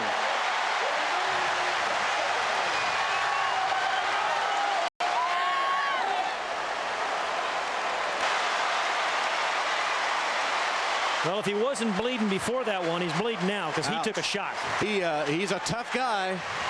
Don't be fooled by that QB next to his name, because he is a tough guy, and he took a beating that series. Here's the swinging gate extra point. Seta will attempt the extra point, but they line up and then swing the way over, hoping to catch the defense off guard and maybe go for 2. Michigan, though, steady there. Slows down the rush, too. So Seta looking for his 61st straight extra point. And he boots it through. So Notre Dame gets the Michigan turnover, a big penalty in the interference in the end zone, and then Carlisle Holiday 1st and goal from the 3 with a quarterback draw and hit at about the 1-yard line, and somehow powered his way in. Yeah, he was part fullback on that run, because I think it was Victor Hobson, number 6, who absolutely drilled him, and it was shy of the goal line. And, he's going to dream about Victor for a few days, isn't he? Absolutely, man. But you know what? In the West Coast offense, you don't want your quarterback doing that too much. That really set it up. Here's the incidental contact. They call pass interference, and it set up the play. And even after they used a timeout inappropriately, they call the quarterback draw, and Carlisle Holiday turns his 7 to a 30, like a fullback, 35 or something. So now 23 seconds on the clock. Jeremy LeSueur and Chris Perry are the deep men for the set of kickoff. They grow them young here in Irish land. And they keep them. You know, they have been all ages here, Notre Dame fans. Of course, two teams with the greatest records in all of college football. A wonderful rivalry that's been dormant for 2 years, but now they're going to play the next 10 years straight. They compete recruiting for the elite recruits. They're very close to each other, two of the storied programs in college football, and it is a treat to broadcast a Notre Dame Michigan game with all the pomp and pageantry of a Notre Dame home game. Seta squibs it. Taken on the bounce by LeSueur. LeSueur tries to get to the sideline and nearly did. Tried to hurdle a couple of Irish defenders, and Tuck managed to just trip him up along with Hoyt. You know, let's take a look at Holiday's touchdown again. See if he retains possession. Now the ball's out. Yeah, that ball was out. I don't think the ball's right there. The ball's right, and here's the goal line. That is not a touchdown. He is short. So they got a break there. Because remember, the clock was running too, and they had no timeouts. How could they have called it that breaking the play into the end zone? Yeah, well, missed by what, 3/4 of a yard? Luck of the Irish today. Navarre takes a knee.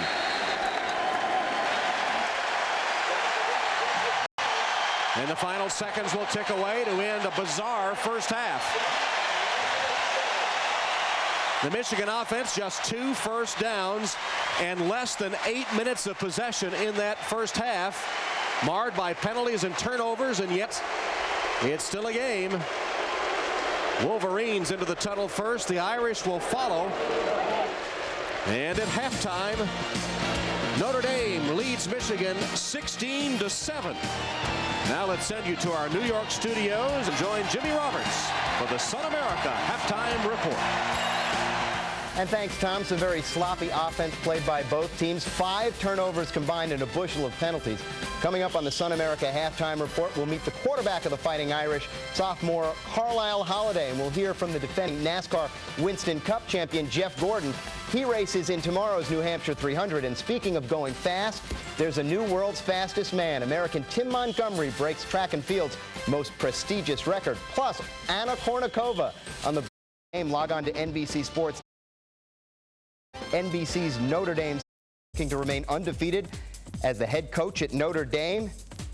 And wake up the echoes. Second play from scrimmage. Holiday, the 41-yard strike to Maurice Stovall. Notre Dame in business. Same drive. Ryan Grant takes the pitch back, charges into the end zone for the 1-yard score. 7-0 Notre Dame. 11 plays, 80 yards, and 5 minutes. They've got their first touchdown. Then 28 seconds left in the half. First down. From the 3-yard line, Holiday bulls it in. And Notre Dame leads this one 16-7. 2 offensive touchdowns finally for the Fighting Irish in a very, very sloppy first half. Holiday 6 for 14 through the air, 78 yards, 1 interception, and 1 touchdown rushing. And the man leading the Fighting Irish on the field is sophomore quarterback Carlisle Holiday. Plenty of attention goes with being the Notre Dame quarterback. It's one of college football's most coveted positions. So it's Jones in at tailback. Blitz by Pittsburgh. Holiday keeps. Carlisle Holiday still on his feet. He's got a blocker. Holiday to the 20, to the 10. Touchdown. It's a dream and a privilege that everybody probably wants. Who wants to be a quarterback at Notre Dame. Being here, it's a great opportunity for me, and I just really feel blessed that I've had the opportunity to be the guy right now. And I mean, it's more than you could ever dream about, and you just got to take advantage of it while you're here. There's a lot of pressure, really. I mean, That's the reason you come to a university like Notre Dame. You know you're going to have to be able to thrive on pressure like this. I see myself as not only playing for me or this team, but playing for the other guys, the old guys who also came through that tunnel. This is no longer an option football team. They're going to use that West Coast offense. There are so many things to learn about this offense. I think he's handling it very well. I think that, you know, he grows with each practice. And I think he grows in a lot of ways that a lot of people don't see. What I like about Carlisle Holiday as a football player, I like his patience. I like his intensity. I like his decision-making ability, and I love his athleticism. Our system really features athletes, and it's the flexibility of the system and its love of athleticism that makes it, I think, an excellent system. I like the West Coast offense. It's fun. You're able to utilize every player you have on the field. We're able to, you know, take shots. It's just going to allow us to make big plays on offense, and I think if we continue to improve in the offense and just become more efficient and consistent, there's no telling where this offense can go. He is moving very well to where I expect him to be. Is he there today? No, he'd be the first to say that. In any system that you go in, okay, you've got to learn the system before you can fully express all of the talents that you have. This is a much more confident Carlisle Holiday. I think that the players have really rallied behind him. I think that they see a much different Carlisle this year. I really feel that they believe that he is the leader of our football team. You know, it's all about performance. Now, do I believe Carlisle will reach the level of performance that will make not only himself, but his coaches very happy? Without question. My goals are just, you know, stay poised, be consistent every week, be efficient, and hopefully just lead this team to where we want to be. Well, Holiday did have some problems in the first two games, and today, well, mixed results. He's led some productive drives, including the first two offensive touchdowns of the season for Notre Dame, but he did throw the bad interception, which Michigan took back for a touchdown. Tomorrow here on NBC, back to Tom Hammond and Pat Hayden for the call of the second half, right after these messages from your local station. This has been the Sun America NBC Halftime Report. Sun America, the retirement specialist. Check it.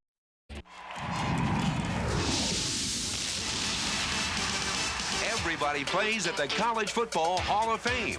Enjoy the sights and sounds of the game. Test your skills in the training center. Encounter the heroes and the history of college football. Whether you're a diehard fan or a casual spectator, there's something for everyone at the College Football Hall of Fame. Open 7 days a week in South Bend, Indiana. And be sure to visit the Hall of Fame on the web.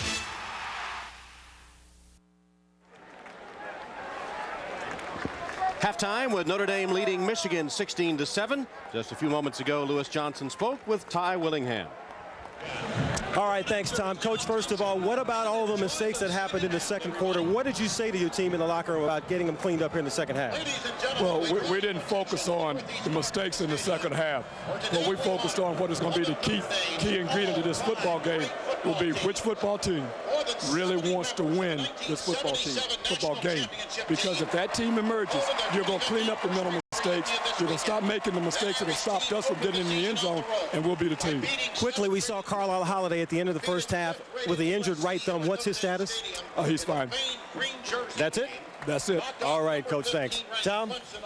All right, I had the idea that Coach maybe wasn't in the best of moods there at halftime. But, you know, we started the telecast talking about how poorly that the Notre Dame offense had played. The Michigan offense was worse in the first half. Yeah, then we said all the balance they had the first half. They only had 8 yards running on 8 carries. They only threw the ball for 65 yards. And, you know, they just didn't really, they only had 2 first downs. Time of possession under 8 minutes. So if you're in the Michigan locker room, they're not really terribly pleased either. But it's been a game of turnovers. It's been a very, very sloppy first half. 5 turnovers between them, and one that wasn't called probably should have been. It went in the books as a Notre Dame touchdown. Yeah, the old phantom touchdown. You'll see Ryan Grant as he's trying to Carlisle Holiday on the quarterback draw, and you'll see it. The ball comes out a good, yard and a half. There it is. Yard and a half short of that end zone. It's clearly on the ground. There's on the ground. Nobody's going for it, but there's a yard short of the touchdown marker. the goal line. Nonetheless, the officials call the touchdown. The Irish are up 16-7. Big Ten officiating crew, and they missed that one, as the replay showed. And the interference call in the end zone that led to that moment was also kind of a questionable call, as the two players got their feet entangled. So we're ready to start the second half. The first half marred by penalties and turnovers, uncharacteristic sloppy play from two top 25 teams. Do you know, Tom, if I'm John Navarre, the quarterback of Michigan, I want the ball right now. I mean, you get them at halftime, you say, geez, we just played miserably. We can control this game right now, control the tempo of this game on this opening drive. Remember, Michigan elected to defer to receive the ball in the second half, so they will get it as Sept kicks off. And it'll be down in the end zone by LeSueur. So, on the touchback, John Navarre and his offensive group will take over. Look at the first half possessions. This is truly ugly. The longest drive was 5 plays. In the touchdown, the result of an interception taken back for the score by Marlon Jackson. But no matter how ugly it was in the first half, they're still in the ballgame. I mean, it's only 16-7. This is still a capable offense. Remember, they came from behind to beat Washington. Whoops. That's not the way you want to start the second half. That is not. David Boz, the left guard. And the Notre Dame defense has taken Chris Perry completely out of the game. Prior to snap, false start, offense, 5 yards, the down remains first. Perry gained 120 yards on the ground against Washington, 118 a week ago against Western Michigan, held to 12 yards today. This was a guy that was, he added the balance, as we talked about at the very beginning of the broadcast. But Notre Dame's defense has been pretty stout, the defensive line in particular.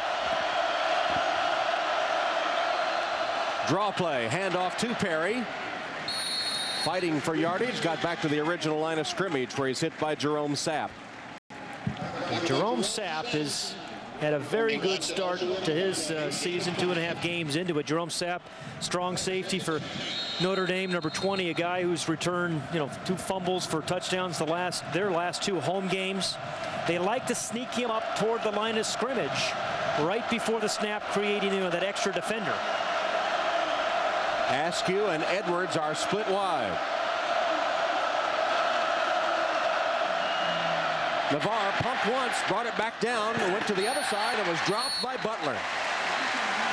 Walton was bearing down on him, and maybe Butler heard him coming because took his eyes off of it. The ball falls incomplete. Shane Walton has an overactive competitive thyroid. I mean, the guy is just so. Anytime the ball is in the air, he thinks this guy's going to make a catch, Butler, and he's there to make a stop. Almost broke him in half. So 6 defensive backs now for the Irish. It's 3rd and 10 for the Wolverines. They haven't converted a long one yet on 3rd down. Here's the guy that got the safety a while ago, Tuck. From the gun, Navarre steps into the pocket, rifles it downfield, and closest to Preston Jackson of Notre Dame. A good pass rush again by Justin Tuck off the corner. Number 44 really made Navarre kind of step up and perhaps throw that ball just a little bit before he wanted. So you want that opening series to you get yourself a couple of first downs, get back in the rhythm of the game, and they did. So the Notre Dame defense did their job. The twin safeties, Duff and Walton, for the Finley kick. Finley's punt sailing to Walton at the 27. Shane Walton. Oh. Shane Walton chased out of bounds at midfield. It's a 23-yard return after Finley had booted it 51. He is a fun guy to watch, Shane Walton, whether he's playing defense, playing special teams, returning punts or kicks. And Finley's the man that had to make the tackle again. He was the last one. That'll upset Shane Walton tomorrow when he sees that on the tape. The old punter guy. Hey, man, the punter stopped you. Believe me, if Notre Dame wins this, they'll be giving him some grief. Vontez Duff will be the first in line. His corner back running mate and punt returner extraordinaire. Well, bookend touchdowns on their possessions. Ryan Grant, first down run. A couple yards. Carl Diggs in the center of the Michigan defense with the tackle.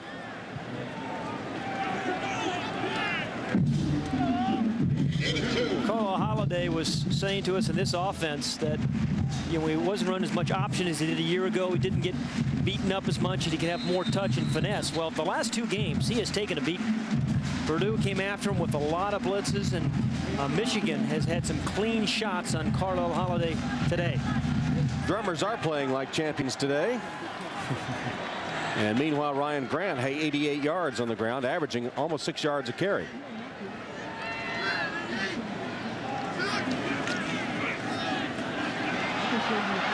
Holiday set sail again. Nobody open.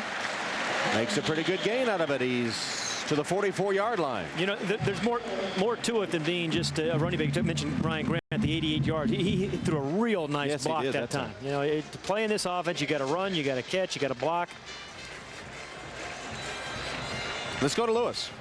Hey, Tom, I talked to the Notre Dame medical staff a few moments ago and asked him about Carlisle Holiday's injury. He has a pretty good cut on his right hand right about there. They said someone stepped on it. No, someone stomped on his right hand. But you know Holiday, that's not going to keep him out. Bruised and sore, but he'll continue to play. Notre Dame, Michigan is sort of a stomping kind of game. That's battle in motion on 3rd down. Holiday can't get away that time. Sacked back at midfield. Charles Drake doing the honors for the Michigan defense that time. You know, it's one thing to blitz. It's another to do it, you know, right on time. And they have hit this a couple of times today. The strong safety, Charles Drake, I don't know if he knows the snap count or what, but he seems to time it so well that nobody is able to pick him up. Joey Hillbold will kick to Julius Curry. Saw Jeff Fain kind of limping off again, too. Been battling injury all day.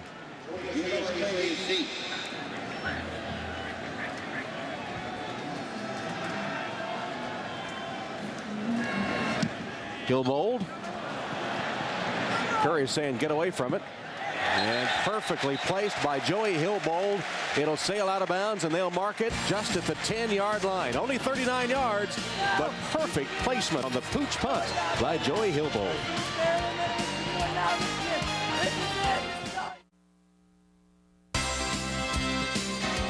Notre Dame football is brought to you by GM Goodrich Service Plus, your automobile service experts.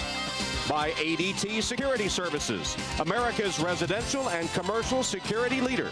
Call 1-800-ADT-ASAP today. ADT, always there. And by Radio Shack. You've got questions, we've got answers. With producer Ed Fibashoff and director John Gonzalez, Tom Hammond, Pat Hayden, Lewis Johnson at Notre Dame Stadium, 16-7, just into the 3rd quarter after a 3-and-out on each side. And Michigan, big mistakes today have been their undoing. Fumble recovered by Notre Dame. Here's a holding in the end zone, results in a safety and 2 points. Another fumble turns it over to Notre Dame. It's been a ragged game for the Wolverines, but they still have a chance to atone. But back up to their 10-yard line by the Hillbold punt.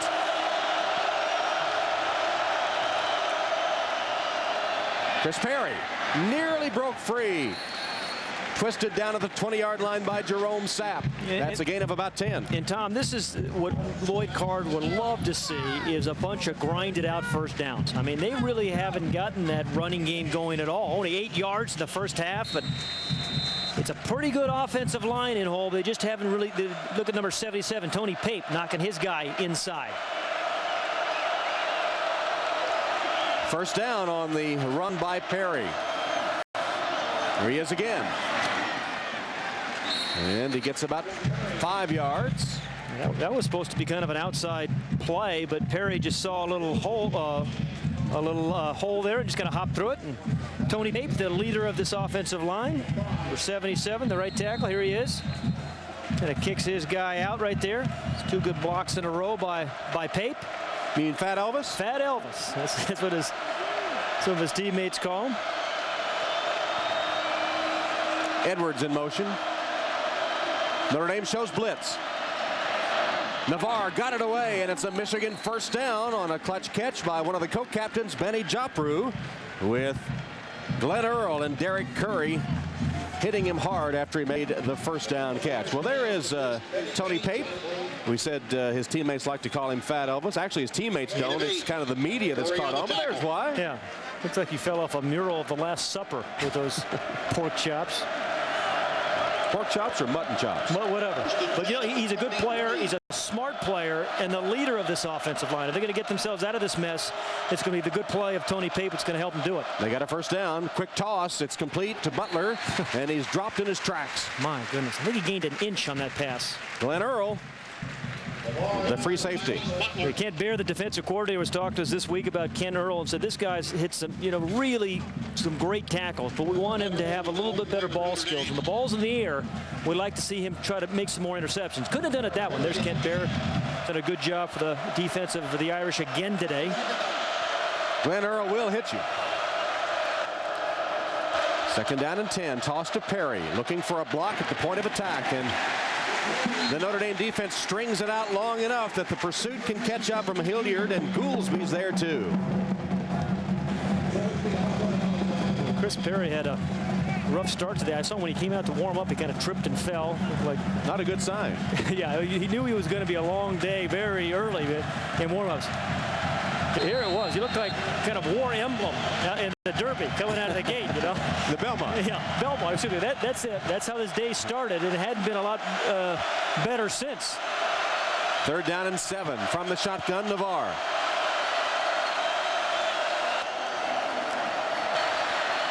No pressure, but it's got to be tight defense, and it is interference on Garen Bible of Notre Dame, defending Joppru, the tight end. Yeah. It was all over him. Chapter and verse. That was an easy call. And it looks like Notre Dame is playing more man-to-man than they did last week against some very, very good wide receivers for Michigan. Pass interference, defense. First down at the spot of the foul. Bible was a tailback and a corner. Now he's kind of settled in at safety. Right down here. Crossing route. You got the right arm in there. It was clearly interfered on that one. So first down, Michigan. And the ball is at the Wolverine 41. That's the 6th penalty against Notre Dame. Navarre going deep. And the pass overshoots Bellamy, who had broken free of Shane Walton. Yeah, he had it. That was a touchdown, and John Navarre knows it. Those are the ones that absolutely disappoint you. You look at this tape tomorrow, you say that we had 6 there. And I think that's what you need to do a little bit more against these Irish corners is get them up top. They seem to settle so much, and he had Bellamy opened by a good 2 steps. Yep. Navarre has not been sharp today.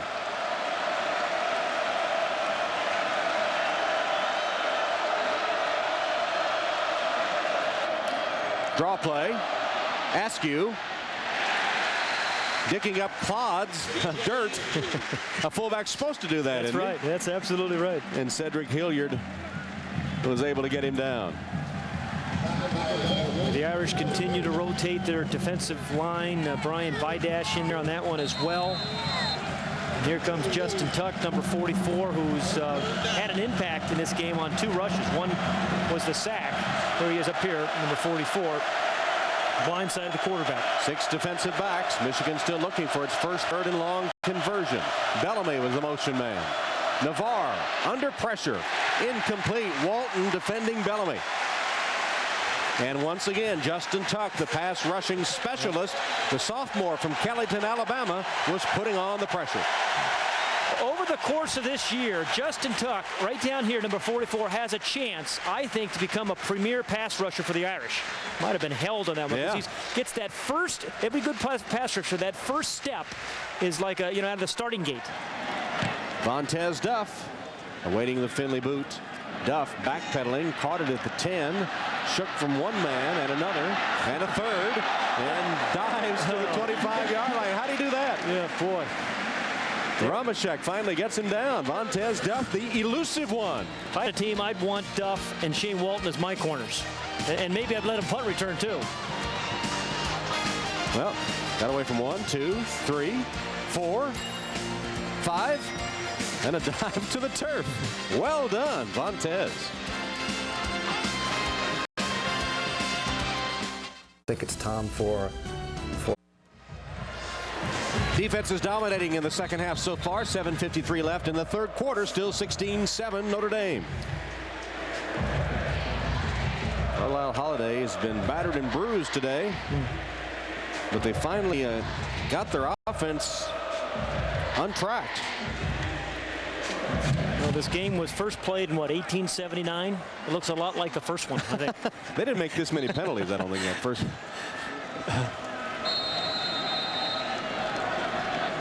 Ball spotted at the Irish 24.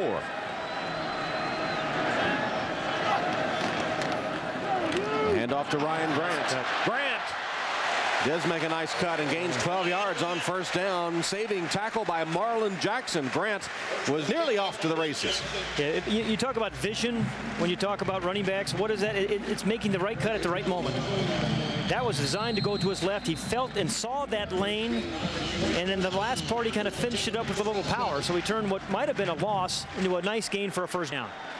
All the great backs have the good cutback move, don't they? Gets him over 100 yards now. Gets the call again. And it's a little tougher this time. Couple yards. Carl Diggs. Grant Bowman. 103 yards officially now for Grant on 17 carries, as you see the other scores flash by in this college football Saturday. Some surprising results. Yeah, Washington State. Already Cal has beaten Michigan State. Georgia and South Carolina. Bulldogs up by a field goal. Rashawn Powers-Neal back in the backfield for Notre Dame now. First appearance since he was shaken up in the first half. Well, he wobbled off. He did. Had rubber legs as he was heading to the sideline, but he's back out there. Battles the intended receiver of that one, which short hopped him. Zia Combs was defending him, and Carlisle Holiday has a habit sometimes of just throwing the ball right into the ground. Yeah, sometimes it's like Chevy Chase doing drama. You know, you gotta. Wait. No, the mean is, hey, does this offense fit for him yet? You have to be a high percentage, 55% kind of passer in this offense. Now, he hasn't gotten there yet. Carlisle Holiday is smart enough to play in this offense. He's certainly a good enough athlete. But they've just got to get those little throws, those short throws, made a little bit more accurately. It sets up a 3rd and 7. Blitz comes. And untouched, Drake with a takedown of Carlisle Holiday. Tom, we talked about it. Notre Dame is going to see a lot of blitz for the next 3, 4, 5 weeks because they've not handled it well the last 2 weeks. Holiday down. Holiday still Holiday is sitting on the side. He is hurt. And again, Charles Drake, once again, the strong safety perfectly times the blitz. But more importantly for the Irish, Holiday is down. 5th sack of the day for the Michigan defense. And Carlisle is hurt this time as they look at his right foot, ankle, leg. This is a nice kid, a smart kid. But boy, he has been under duress for the last 2 weeks. If you're wondering, the backup quarterback is Pat Dillingham, the sophomore from Portola Valley, California. Didn't play last season, got in against Maryland. Holiday trotting off the field. We do know he's a tough guy. Yeah, absolutely. Nice young man, too. This has been happening all season. Unblocked. Really good defensive scheme, because how many times have we seen Charles Drake come through untouched? 4th down, and Hillbold to punt. Julius Curry awaits it. Hillbold got it away, tried to fake another collision. Official didn't bite, and Curry chased out of bounds by the special teams. Justin Tuck hustling downfield limited him to a 4-yard return. The punt covered 45. Defenses still in charge in the 3rd. Jeff Gordon. 6 minutes in the 3rd, 16-7 Notre Dame. Ty Willingham trying to do something his last 5 predecessors have been unable to do at Notre Dame. And that is beat Michigan. Look at this. It's pretty good names there, too. Man. A gap there where they didn't play them. There's some pretty good coaches there that were unable to beat Michigan in their first meeting. And Willingham leading right now 16-7 with 6 minutes left in the third, and the issue still in doubt. Now, Michigan's defense has played well enough to win this thing. It's Michigan's offense that has to get going. Navarre tries to get them going with a pass to Joppru. Ducking one man and getting to the 40-yard line. Big man, 250 pounds, gain of 13, and a Michigan first down. Hoyt and Earl took 2 of them to get him down. Yeah, he's that kind of guy, 250-pound tight end. When he gets a little movement, it's very hard to bring him down. And good block there. I think it was Askew in the backfield. And then the wide receiver, Edwards, number 80, without the clip, allows him to scamper for a few more yards. Put the ball at the 40-yard line. Michigan first down, trying to get rolling. Only 121 total yards. Again, looking for a deep ball, and Edwards goes up top but comes down out of bounds. Incomplete. He went up over Walton to get his hands on the football, but came down out of bounds. Yeah, Braylon Edwards only has 1 catch today. He's the guy that I think they have to try to get the ball to a little bit more. I mean, what was Lloyd Carr saying was said this guy has a chance of being a very, very special receiver. Good defense by Walton. I think Walton did a very smart thing there, using that sideline very much as that 12th defender. Knew exactly where he was.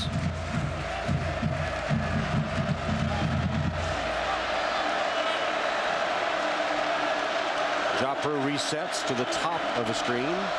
Tight end spot, and now Edwards in motion. Navarre with a play action fake. Quick toss, dropped by Edwards.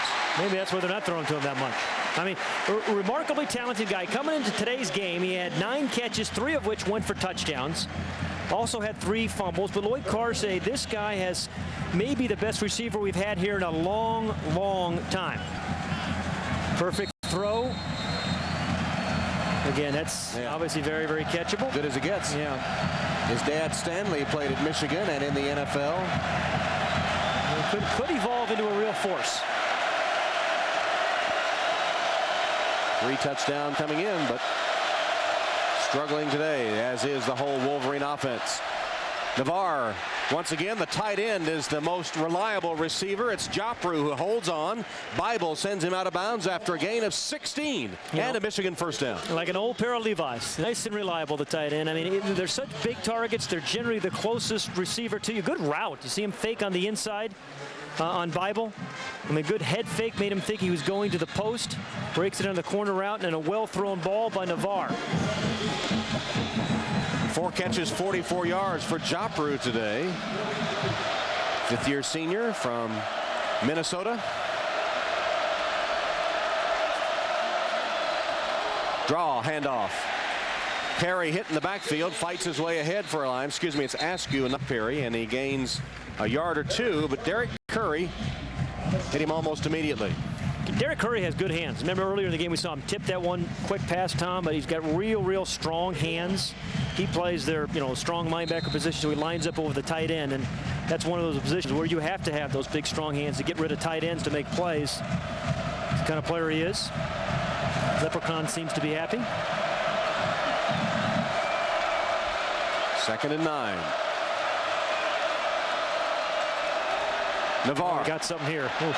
And wide open, that's Edwards. He holds on to this one. Edwards, Duff has him. Did he get in? No, out of bounds at the 3-yard line. Boy, you could just sense that. And again, it's that double move.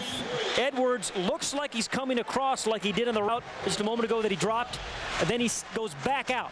He starts inside and then goes back out. Finally, a flash from the Michigan offense. This one goes for 38 yards to Edwards. Duff in high gear manages to take him out of bounds at the 3. Yeah, and that was the setup. Runs the crossing route 2 plays ago, comes back, fakes the cross, and goes to the corner. 1st and goal.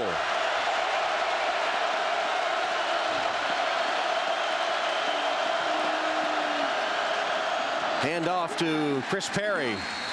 Well, Cedric Hilliard, number 50, inside, really had some quick penetration. They blocked a field goal. He has really improved his play this year. A year ago, it looked like he was lost at times, but Cedric Hilliard has had a very good season thus far. 300-pounder, senior from Arlington, Texas. Carlisle Holiday staying loose on the sideline and trying to shake off the injuries. You remember he had the hard sack and was slow getting up last time. Play action fake. Navarre, plenty of time, looks to the end zone, throws it away. All his receivers were covered. Looked like Joffrey was the intended man. And Navarre did the right thing. That was supposed to be a guy open very quickly in the flat. You were going to fake them out. They had it well disguised. Kent Bear's defense stay at home. All these guys stay right there, trying to hit him on the flat. He's covered. He's covered. He's covered. Good defense. What does the quarterback do? Throw it away. So here's a key third down now for the Michigan offense. And the Notre Dame defense tries to rally. They will have 6 defensive backs on the field. 3rd and goal. Askew's one of the wide men. Edwards the motion. Navarre chased by some time. Still looking. Going to run. Going to be stopped short. Courtney Watson. That is fantastic coverage. I think he's got to kick a field goal here, doesn't he? Down 16-7. Lloyd Carr weighing his options. Remember how bad their field goal kicking has been. Only 1 of 7. Well, this is virtually an extra point. This is as easy as it's ever going to get. But you're right. They've had 1 block today, too. It's going to be Philip Brabs this time to try. Brabs, 1 of 5 field goals, but the one was the 44-yard game winner against Washington. Always an adventure. 19-yarder.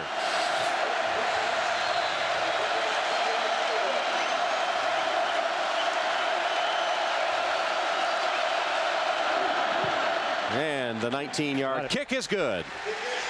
So Michigan drives down the field and collects a field goal to narrow the Notre Dame lead.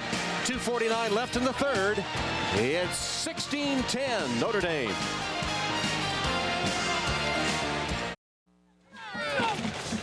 Near the end of the 3rd quarter, Notre Dame Stadium, the Irish up by 6. You talk about good coverage. Watch the zone coverage back here. All these guys back here. Everybody, this is a 3rd down play. Everybody is covered. There is nowhere to go. Even though Navarre had great protection, plenty of time. Bounces out of the pocket. He's covered. He's covered. The right side of the field's covered. Nowhere to go. I mean, that is sensational coverage. I think he was looking for Ronald Bellamy, number 19. Who's doing the little smash route. But he's got 1 guy on him. He releases him to number 15, Jackson. And then they both cover, Earl and Jackson. The result is your quarterback takes a shot. But at least a few positives that time for the Michigan offense. They started at the 26. They get a field goal. In the 3rd quarter, already 106 yards compared to 73 in the entire first half. Dwight Ellick and Arnaz Battle await Brab's kickoff. And it's taken by Battle. Fumble. And Battle fumbles the football, and Michigan has it.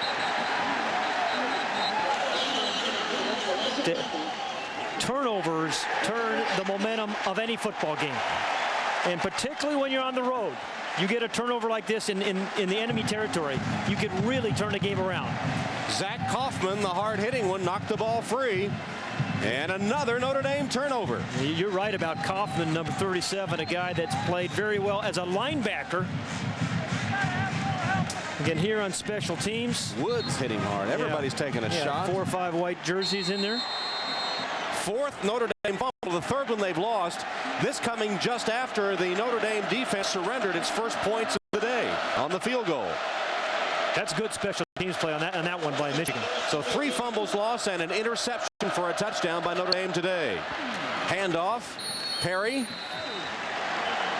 Not a bad run on 1st down, 5 or 6 yards. Jerome Sapp and Derek Curry.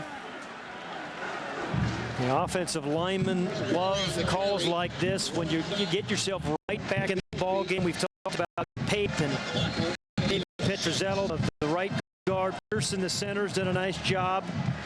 And then Boz Morgan's been taken out at the left tackle, but the offensive line has done a much better job this 2nd half.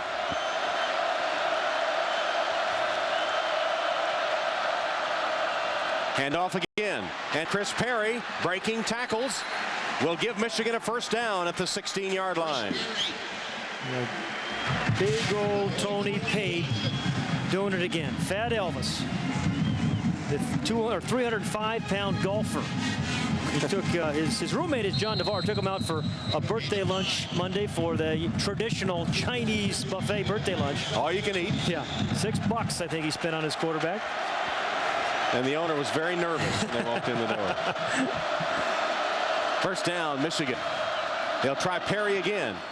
Seemed to be hit behind the line and then able to fall forward for a gain on the play. Darrell Campbell, Shane Walton put him down for good. Like a kind of a squirrel. He kind of hopped over the fallen tree there. Got a couple of. This is kind of how, as we said, he started the day tripping early on, but see the big pile right there? Oh, get away from that stuff. He had a lane there. If he just could have kept his balance, but did a nice job of picking up about 4 yards when it should have been a shutout. Approaching the 1 minute mark in the third quarter. 16-10 Notre Dame. Chris Perry's come alive in the second half. Second down and 6. Play action fake. Navarre's pass wide open. Joppru makes the catch and then is wrapped up immediately by Walton, who has a tough time taking the big tight end to the turf. Hey, Walton's hurt. I mean, yeah, he took a tough time and he took a shot. And they're both down. It's a tie. Both players are down. Now walled up. I'll tell you, he's a tough football player. I imagine he was probably a pretty tough soccer player. It looked like Shane Walton was going to arrive at the tight end right when the ball did. Did it right in the ribs of Joppru. Joppru did a good job of just hanging on to that ball. Yeah, that's his 5th catch for 55 yards. Shaken up, replaced by Dubuque.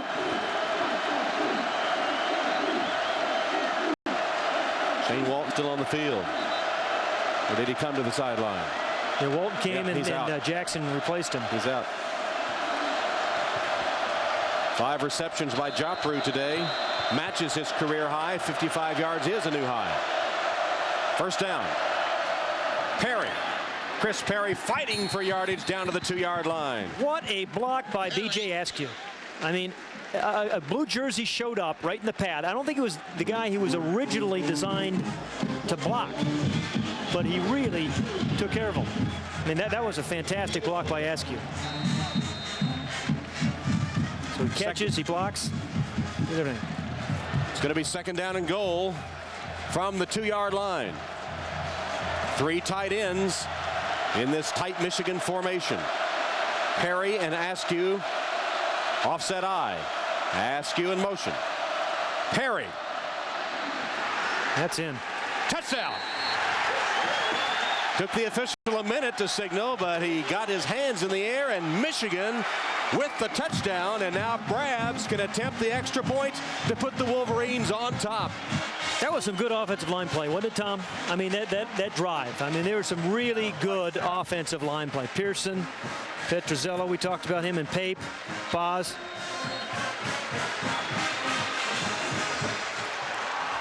So Brabs will attempt the extra point. Navarre will hold. Extra point up and good. And Michigan has taken the lead.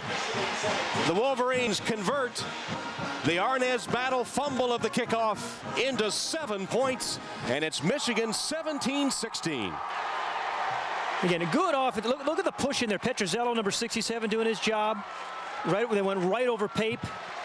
And then, you know, Chris Perry, the last couple of yards, he got that by himself. And Tom, if I'm not mistaken, I think this is the first time Notre Dame has been behind all this season. First time they have trailed this entire season with 4 seconds left in the third quarter of this one. Boy, that you love to see that when you're the offensive line coach. There was another miscue that really set that rather short drive up. Arnaz Battle get the ball stripped. Well, the Notre Dame ball security has not been good. You know, it's one thing to fight for those yards, but when you get into a crowd, you've really got to wrap it up. It's been a sloppy game by both teams, but so far Notre Dame has been sloppiest. Dwight Ellick is back deep with Arnaz Battle. Yeah, Dwight Ellick has got some speed. 100-meter champion in states of New York and Florida.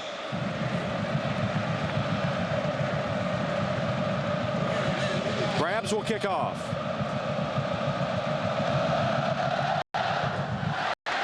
It'll be Arnaz Battle. And he'll take it at the 8. Oh. Battle cutting back to the middle of the field, buried there at about the 24-yard line as the third quarter comes to a close. At the end of the third quarter, Notre Dame finds itself trailing for the first time this season. At the end of three quarters at Notre Dame Stadium, it's Michigan 17, Notre Dame 16. We'll be back after these messages from your local NBC station.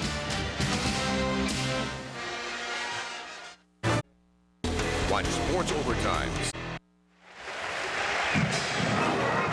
Notre Dame tradition, the student body keeping time to Tchaikovsky's 1812 overture and forming the W with their hands in honor of new coach Tyrone Willingham.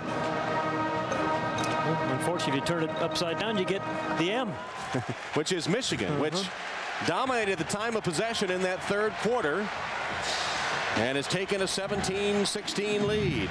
Nothing new for Michigan and Notre Dame to play close games. There's the scoring by quarters. In that third quarter, Michigan dominated and turned around the time of possession stat that had been heavily in Notre Dame's favor. Ryan Grant, couple yards on first down. Sean Taylor makes the tackle for Michigan. It'll take more than that. Tommy, we were talking about how close these games have been. 13 of the last 17 ball games between the two teams come down to the last drive. First time the Notre Dame finds itself trailing. Purdue had tied them at 17. They never trailed. This is the first time this season through 2.5 games.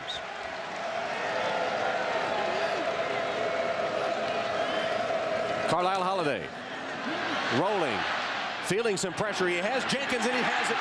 Jenkins with a reception in Michigan territory. Got behind Curry and June. And this time, Carlisle Holiday on target for 29 yards. Omar Jenkins, remember we talked about the dependable one. Sometimes you forget this guy can absolutely get downfield as well. Carlisle Holiday got rid of this just in time. They've got the short route and then the deep route behind him in Jenkins. Good inside out move. And that's a good first down for the Irish. One of the better throws they've had today. The junior from Dallas, Texas, Omar Jenkins with a reception, and Notre Dame with a first down in Michigan territory. Now flags fly. And they go back in their pockets. What happened?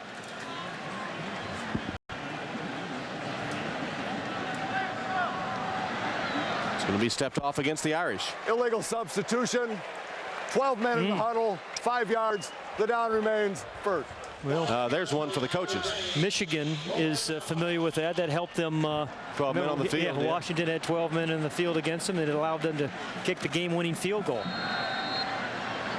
Third quarter stats heavily in favor of Wolverines.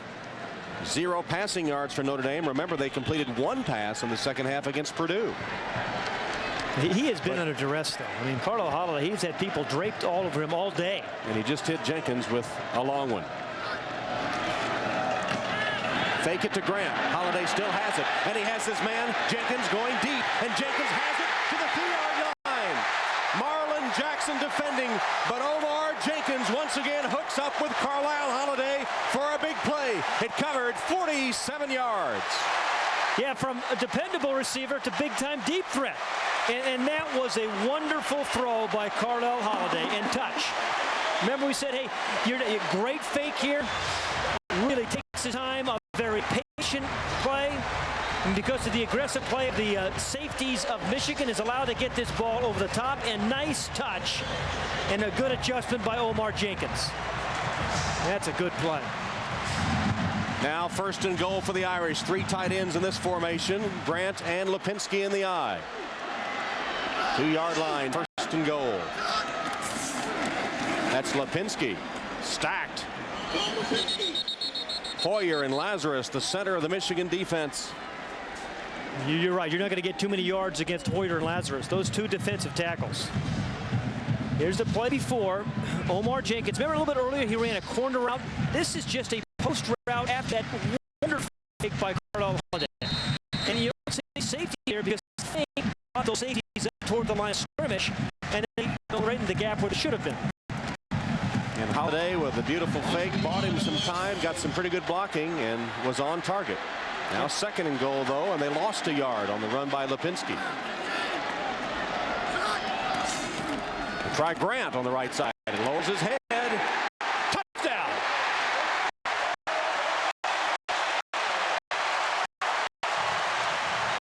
by Cunningham was signaling to go for 2.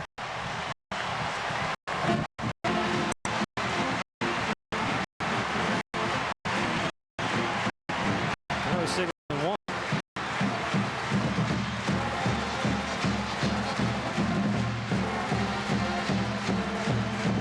Second touchdown of the day for Ryan Grant, who's gained 110 yards on 19 carries. And that one, he did get into the end zone.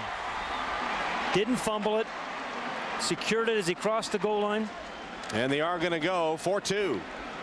In college football, you convert these things, what, 42? Yeah, you say it 42.1% of the time. Grant is the only setback for wide receivers. Going for 2. Holiday hit and stopped. June came on a safety blitz and prevented the 2-point conversion. And Holiday's hurt again. Well, this guy has taken some shots. They've got to find a way to protect him better against the blitz. It's not. Here's the touchdown. Just a moment ago, good run by Ryan Grant. Gets his shoulder squares, breaks the tackle of Jackson, and then kind of carves his way in between 2 defenders.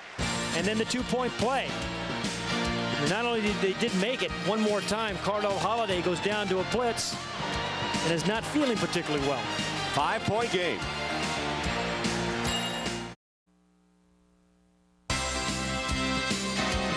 Notre Dame football is brought to you by Chevy Trucks, the most dependable, longest-lasting trucks on the road. By A-Cubed, the new performance technology brought to you by Adidas. More power to you. And by Wendy's 99-cent crispy chicken nuggets. It's better here. Well, back at Notre Dame Stadium, 13 minutes remaining here in the fourth quarter. It was the big play just a moment ago. Great play action fake. And a well-thrown ball with some touch. Looked like a center fielder did. Omar Jenkins ran kind of underneath that one. That set up touchdown by Ryan Grant, who's over 100 yards for the day. He's a very nice day. Fumbled once going into the end zone. This time he secures the ball, gets in, clearly over the end zone. And then the 2-point play. Again, as you can see, Cardell Holiday has no chance. They've not been able to solve the puzzle, the blitz of the Michigan Wolverines. The Notre Dame trailer for the first time this season, but not for long, only a couple of minutes. Back on top 22-17, 13-01. Nick Setta will kick Perry and LeSueur.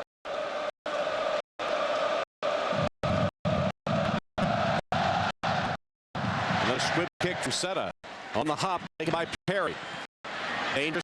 Perry gets to the outside with one man to beat. Cut up inside him and is taken to the turf at the 30 by Bible after a 19-yard return. Let's go down to Lewis.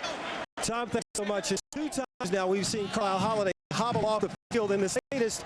They really didn't spend much time with him. Asked him if he was okay, and he sort of smiled and said yes. Last time before, it seemed to be a cramp in his right calf, but each time Holiday comes to the line, takes mental attention, maybe gets a little more tape. Card. It's got the nation's lowest. 25-23, thanks to a 2-point conversion try back away by Notre Dame, Shane Walton. Yeah, here's Edwards out here. Here is Walton. I think we're expecting him man from the defense. As soon as the ball gets, he knows he's got zone. So it ends up being really 2-on-1 up here in the top. Tried to drill it past Shane Walton. Walton knew he had help behind him. See, the pump fake's not going to work against his own defense. Heads up play once again by Shane Walton. A marvelous start to the season. Ken Bear's happy. Tyrone Willingham is happy. Wearing green today. Shane Walton is going to be deep to return the Vontae Duff. Normally there's not there. Matt Shelton is going to be back there. I think he can. Do you onside kick? I don't think so. It's still 2:53. You have 3 times. Grabs. Does kick away. Well, the two of them came down with it together, and it's going to be Shelton that comes away with it. Matt Shelton took it away from Shane Walton. And trouble stopped it at the 15-yard line by Ernest Shazar. I wouldn't take anything away from Shane Walton right now, the way he's playing. Now, Michigan defense, stuff. They a couple of stuffs and call a timeout. And Ryan Grant, excuse me, Thomas, Ryan Grant had that nice day here over 100 yards, 133 yards, right? Averaging 5.3 a carry, 25 carries. So Fain up front and Curtin and Mahan blocked offensive line. Michigan full complement of timeouts. Left. 2:44 on the clock. Bill Palmer is the tight end reset, and as predicted, a handoff to Ryan Grant. Burrowing his way before he's stopped by Diggs. There's the first timeout of the 3 they use. One thing with Ryan Grant, I actually have him really secure that ball with both hands. There's an injured Irish player. It's Gary Gotze, the tight end.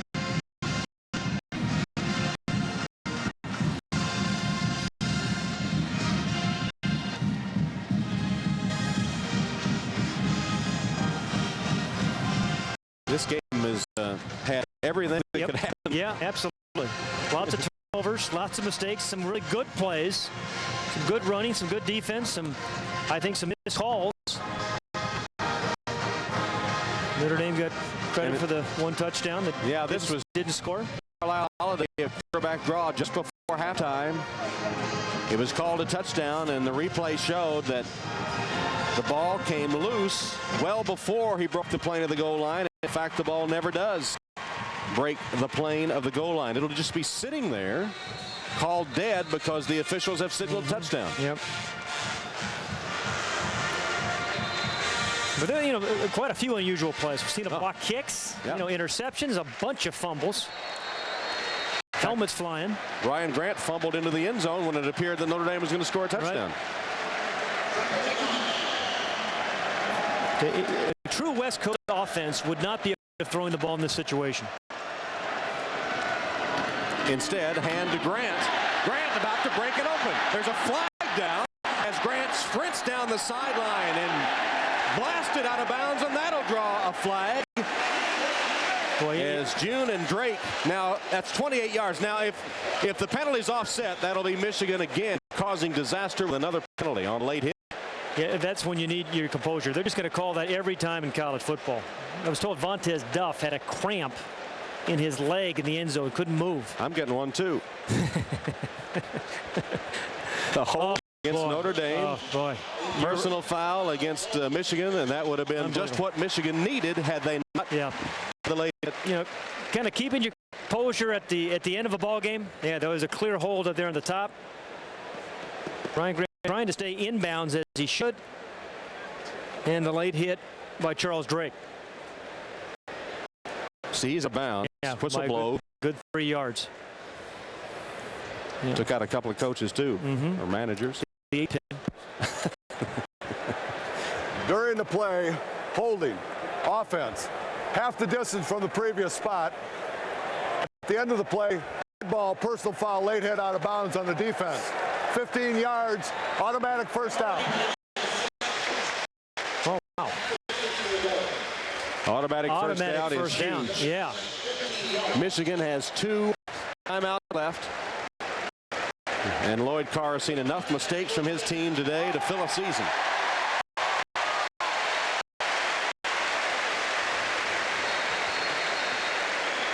Yeah, Carl Holiday has had his moments. He's not thrown the ball well at times. At times, he's thrown the ball beautifully. But one thing, he has led this team very well here in this second half, this fourth quarter in particular. The third, they didn't get much done, remember, but then the fourth, they came alive. Grant just force him to spend another timeout as another helmet goes flying. If you don't think there are some blows being delivered today, this is the record, I think, for the number of helmets lost in a game. Larry Stevens lost his that time. And Michigan players, that helmet is so distinctive. I mean, their uniforms, they in Texas burnt orange, the most distinctive uniforms in college football. What's the difference between maize and yellow? Well, the maize is kind of a bold, arrogant yellow, I would say. We started the telecast today by talking about the great traditions of these two schools, and they exude football success with their great traditions down the years. Michigan has won more games than any other team. Notre Dame is second on that list, and Notre Dame leads all-time winning percentage. Michigan is second. The last win against a top 10 opponent again against these Wolverines. That kind of game. It's kind of game that, you know, Fielding, Yost, and New Brockney would have liked. That's right. You know, since 1998, since Notre Dame beat a top 10, and it was Michigan. And you know, there's so many ties between the two. New Brockney went to Michigan when he was going to build a stadium. He looked at the big house, scaled it down, and built Notre Dame Stadium to sort of match it. And so many of the origins of these two programs, Notre Dame being Michigan in a lot of ways early in their years. And first three coaches at Notre Dame have some Michigan connections. In fact, the man who wrote The Victors, the Michigan fight song, lived in South Bend. In fact, he owned a music store right on the site of the College World Series. His name was Louis Elbel. 2nd and 10. It's where the College Football Hall of Fame is now. Michigan still may get another possession. Zach Kaufman stopping Grant in his tracks, maybe lost a yard. And they'll use their last timeout. And here's where it becomes a real difficult decision, I think, for Tyrone Willingham. I'd give his quarterback, even though he's beating up Carlisle Holiday, a chance to run for a first down.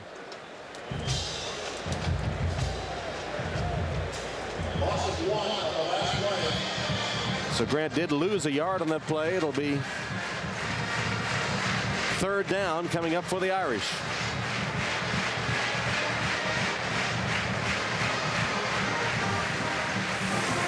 These games have been so close over the last 17 times, and it didn't get a lot easier for either of these teams. Well, I should say next week they play Utah. Actually, Utah is a pretty good football team this year. You know, they don't play Michigan. They don't play Northwestern and I think Indiana. And Notre Dame stays in the Big Ten. They go on the road next week to face a Michigan State Spartan team that will be smarting from its upset at the hands of Cal in East Lansing today. And October 5th back here against Tyrone Willingham's last team, the Cardinal of Stanford. Had a tough loss to Boston College last week. So here it comes down to this. Again, I think you give one of your best athletes, Carlisle Holiday, the chance. You have to battle yourself from being too conservative here, because still with 2:21, if you're too conservative, you're going to give John Navarre plenty of time to get in field goal range.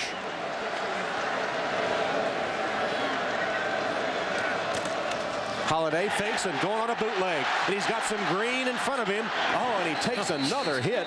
Stopped at the 30 as June and Orr converged in a hurry on Holiday. When he rolled out, he had a lot of space, but it didn't last long. Absolutely. You talk about closing distance on Cato June, who hurt his left shoulder there. It looked like he was going to run for a first down easily. I mean, had lots of space on the left side, and then Cato June, who's done a great job of blitzing today, comes in and makes a first down saving tackle, a very, very important one. And he's got to get off the field. So Hillbold is going to punt, and they put some pressure on him today. Julius Curry is deep. 1:38 and rolling. Play clock down to 3, 2, 1, and they call a timeout. They avoid the delay of game penalty, call the timeout by milking the clock for as much as they could first with 1:33. Now, how'd you like to be Philip Brabbs right now, the field goal kicker for the Michigan Wolverines? And while we have a moment, let's take a look at our Chevrolet players of the game. Benny Joppru, the tight end for the Michigan Wolverines. Career numbers today, 7 receptions for 80 yards, including a touchdown. And Ryan Grant had his best game as an Irish player with 28 rushes, 132 yards, and a couple of scores. In recognition of their efforts, Chevrolet will make a $1,000 contribution to each school's general scholarship fund. The Chevrolet Scholarship Program has been a tradition for over 31 years. Well, so John Navarre is going to get the ball back with, over a minute left, which is a world of time in college football. Engineered a win against Washington a couple of weeks ago. Got some help from Washington, some miscues. And the pressure on Joey Hillbold, too, as he gets into punt formation. The New Hampshire 300 coming your way tomorrow. NASCAR on NBC, 12:30. Jeff Gordon has been hot and looking for the win tomorrow in that close NASCAR race, points race. Julius Curry will await Joey Hilbold's punt. They're coming after him, and Hilbold got it away, end over end.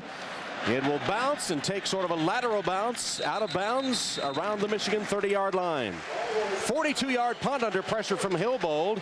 And now John Navarre with 1 minute and 25 seconds. And the Notre Dame defense, which has been so good all season long, has the pressure placed squarely on its shoulders to preserve the Irish win. And John Navarre of Michigan trying to pull out another one, much as they did in the opener against Washington. That's Kent Bear, the defensive coordinator. He knows that Michigan has no timeouts remain, but with 1:25, all you need is a field goal. You need to get to about the 30-yard line of Notre Dame, so you can still use the middle of the field. And Vontez Duff is still out. Preston Jackson takes his place at corner. Navarre sets up a screen to Askew. Blockers in front. Askew stacked up just short of the first down. Glenn Earl, who hit him again, I think it was number 19. Glenn Earl's been unbelievable as a tackler. First screen we've seen successfully run by Michigan today. Expected a lot more out of him. Just a yard short of the first down. Clock continues to roll. Now coming down to 1 minute. Navarre's from the shotgun. His pass. Oh, got him. Oh. He was wide open. Bellamy had come clear. Remember, that's Vontez Duff's spot. Preston Jackson was beaten on the play, but Navarre's pass off target. Yeah, that's twice Navarre has had guys and thrown the ball way too high. Good protection. Bellamy running the corner out. The nice thing for Michigan, had he been able to catch this one, would have been able to run out of bounds. Third down and yard. They have to worry about getting the first down as well.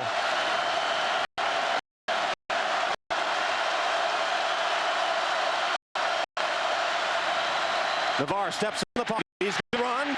Tripped up, but he dives for the first down. Yeah, they'll stop the clock. They move the chains. He knows that was a smart play by John Navarre. Knew he had a 3rd and 1 situation. He was going to get it himself. The clock's going to stop until they get it reset. Ryan Roberts got a hand on Navarre, but he was able to dive for the first down. And he needed about 30 yards, 25 to 30 yards to give his kicker a reasonable shot.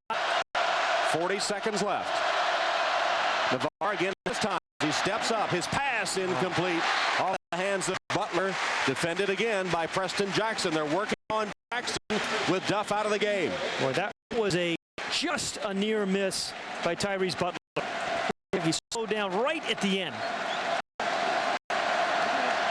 Yeah, just a little bit up in front of him, and that would have put them near field goal range. You need to get to, what, the 30-yard line of Notre Dame.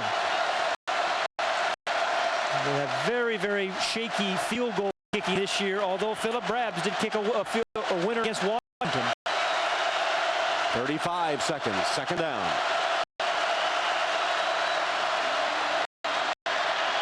Navarre whips it incomplete behind Butler. It'll be third down. Missed opportunities in this drive. Tom, he's had open guys.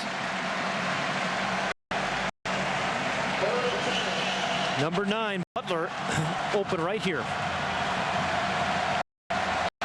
Quarterback expecting him to settle. Butler just took a little bit, looks like curved in too much, but that was should have been a down.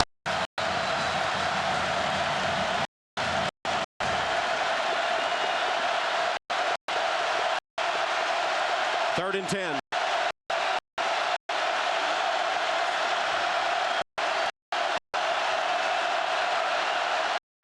Got it off.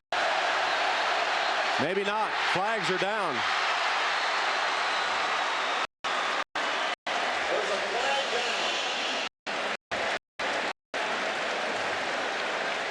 Was it a delay? I'm not sure. No signal yet. It was close. Dead ball. I think he's going to the clock. Should be 28 seconds. Of game. Offense. 5 yards. Down in 3. Well, you know, another thing, we've seen some mental errors in the game as well. Yeah. You know, as many things as you have to think about as a quarterback, and there are a lot in this kind of situation. You got to get the ball snapped on time. It goes from 3rd and 10 to 3rd and 15. 3rd and 15. 10th penalty for 88 yards against Michigan.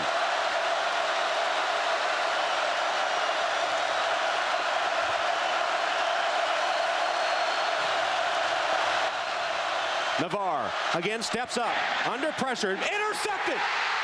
Shane Walton just slides to the ground, not wanting to risk a fumble, makes a heads-up play, and Walton, who batted down the two-point conversion to preserve the Notre Dame lead, seals it with his 4th interception of the season.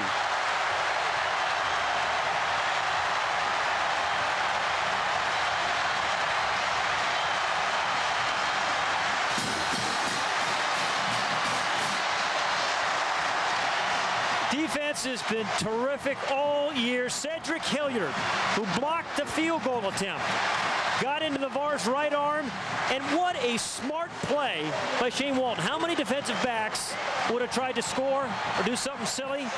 He knew the situation of the game, knew the moment, goes down, and his team will win the ball game now. Now all Carlisle Holiday needs to do is take the snap and kneel down. Michigan has no timeouts. Quick knee from Holiday, and the seconds will tick away.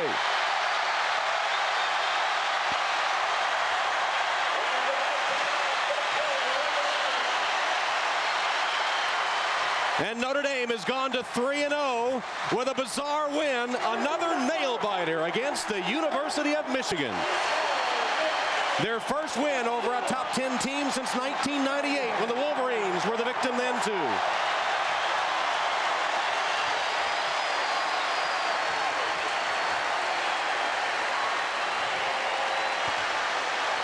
Let's go to the field and Lewis Johnson. All right, Tom, thanks very much. I'm asking Coach Willingham if he's going to crack a smile, and there it is, maybe the first one we've seen this year. Coach, congratulations, and tell me, what does this win mean for you over a top 10 team? You score on the first drive of the game. What does this say about your young program now? Well, it says only what we've been saying all week. We said that we knew there was an offense out here. Our offense stepped up, may still not have been perfect yet, but we made some plays and got in the end zone. And it was important for us to get in on the first drive to kind of signal, hey, we can get this done. Speaking of not perfect, one of your keys to the game was to win the turnover battle. You had quite a few. There were quite a few all over the field tonight. How did you get out of here with a win with all the mistakes that did happen? Well, again, it's called a team that believes and a team that continues to fight and battle right to the end. Talk about Carlisle Holiday and his toughness and his leadership. He was unbelievable as he took hit after hit. Well, Carlisle is what you call a big-time player. We've been very patient in saying that, and he's still got some ways to go, and he'll be the first to admit that. But it's a hell of a win, a hell of a job on his part, and also his teammates and coaches. And the last, of course, you have to tell me, how big was the exhale when Shane Walton picked up his 4th interception for the season, sealing this win? Well, the pressure that got to their quarterback and forced him to kind of nip his arm, if I'm correct, and gave us a chance. As soon as you see it, you know the game's over. Michigan State coming next weekend. What will be the things that you'll focus on to get this team ready for that and try and go 4-0? Well, it's just to be ourselves. That's all. Congratulations, Coach. There's a big sea of green that wants to talk to you. Tom, back up to you. All right, Lewis. Lewis wouldn't even let him celebrate. He was already asking him about Michigan State, his alma mater. Look at the celebration. This is a wild scene at Notre Dame. Scene of so many storied victories from this program, and yet the students have mobbed the field. The players involved in all those green shirts. This was the reaction on the sideline as Shane Walton picked the pass off, went down to preserve the win. Carlisle Holiday, despite his bruises, is jumping highest of all. Is Shane Walton having a season or what? Unbelievable. This entire defense led by Shane Walton and Vontaze Duff. And we said before, Tom, I haven't seen many games that had this many elements that led to the storyline. It was unbelievable. The mistakes, mental, physical, the penalties, the turnovers, and yet another close, dramatic game between Notre Dame and Michigan. Shane Walton, 8 tackles, a fumble recovery. He knocked down the 2-point conversion to keep Notre Dame in front, and then made sure by picking off that pass in Michigan's last-ditch attempt.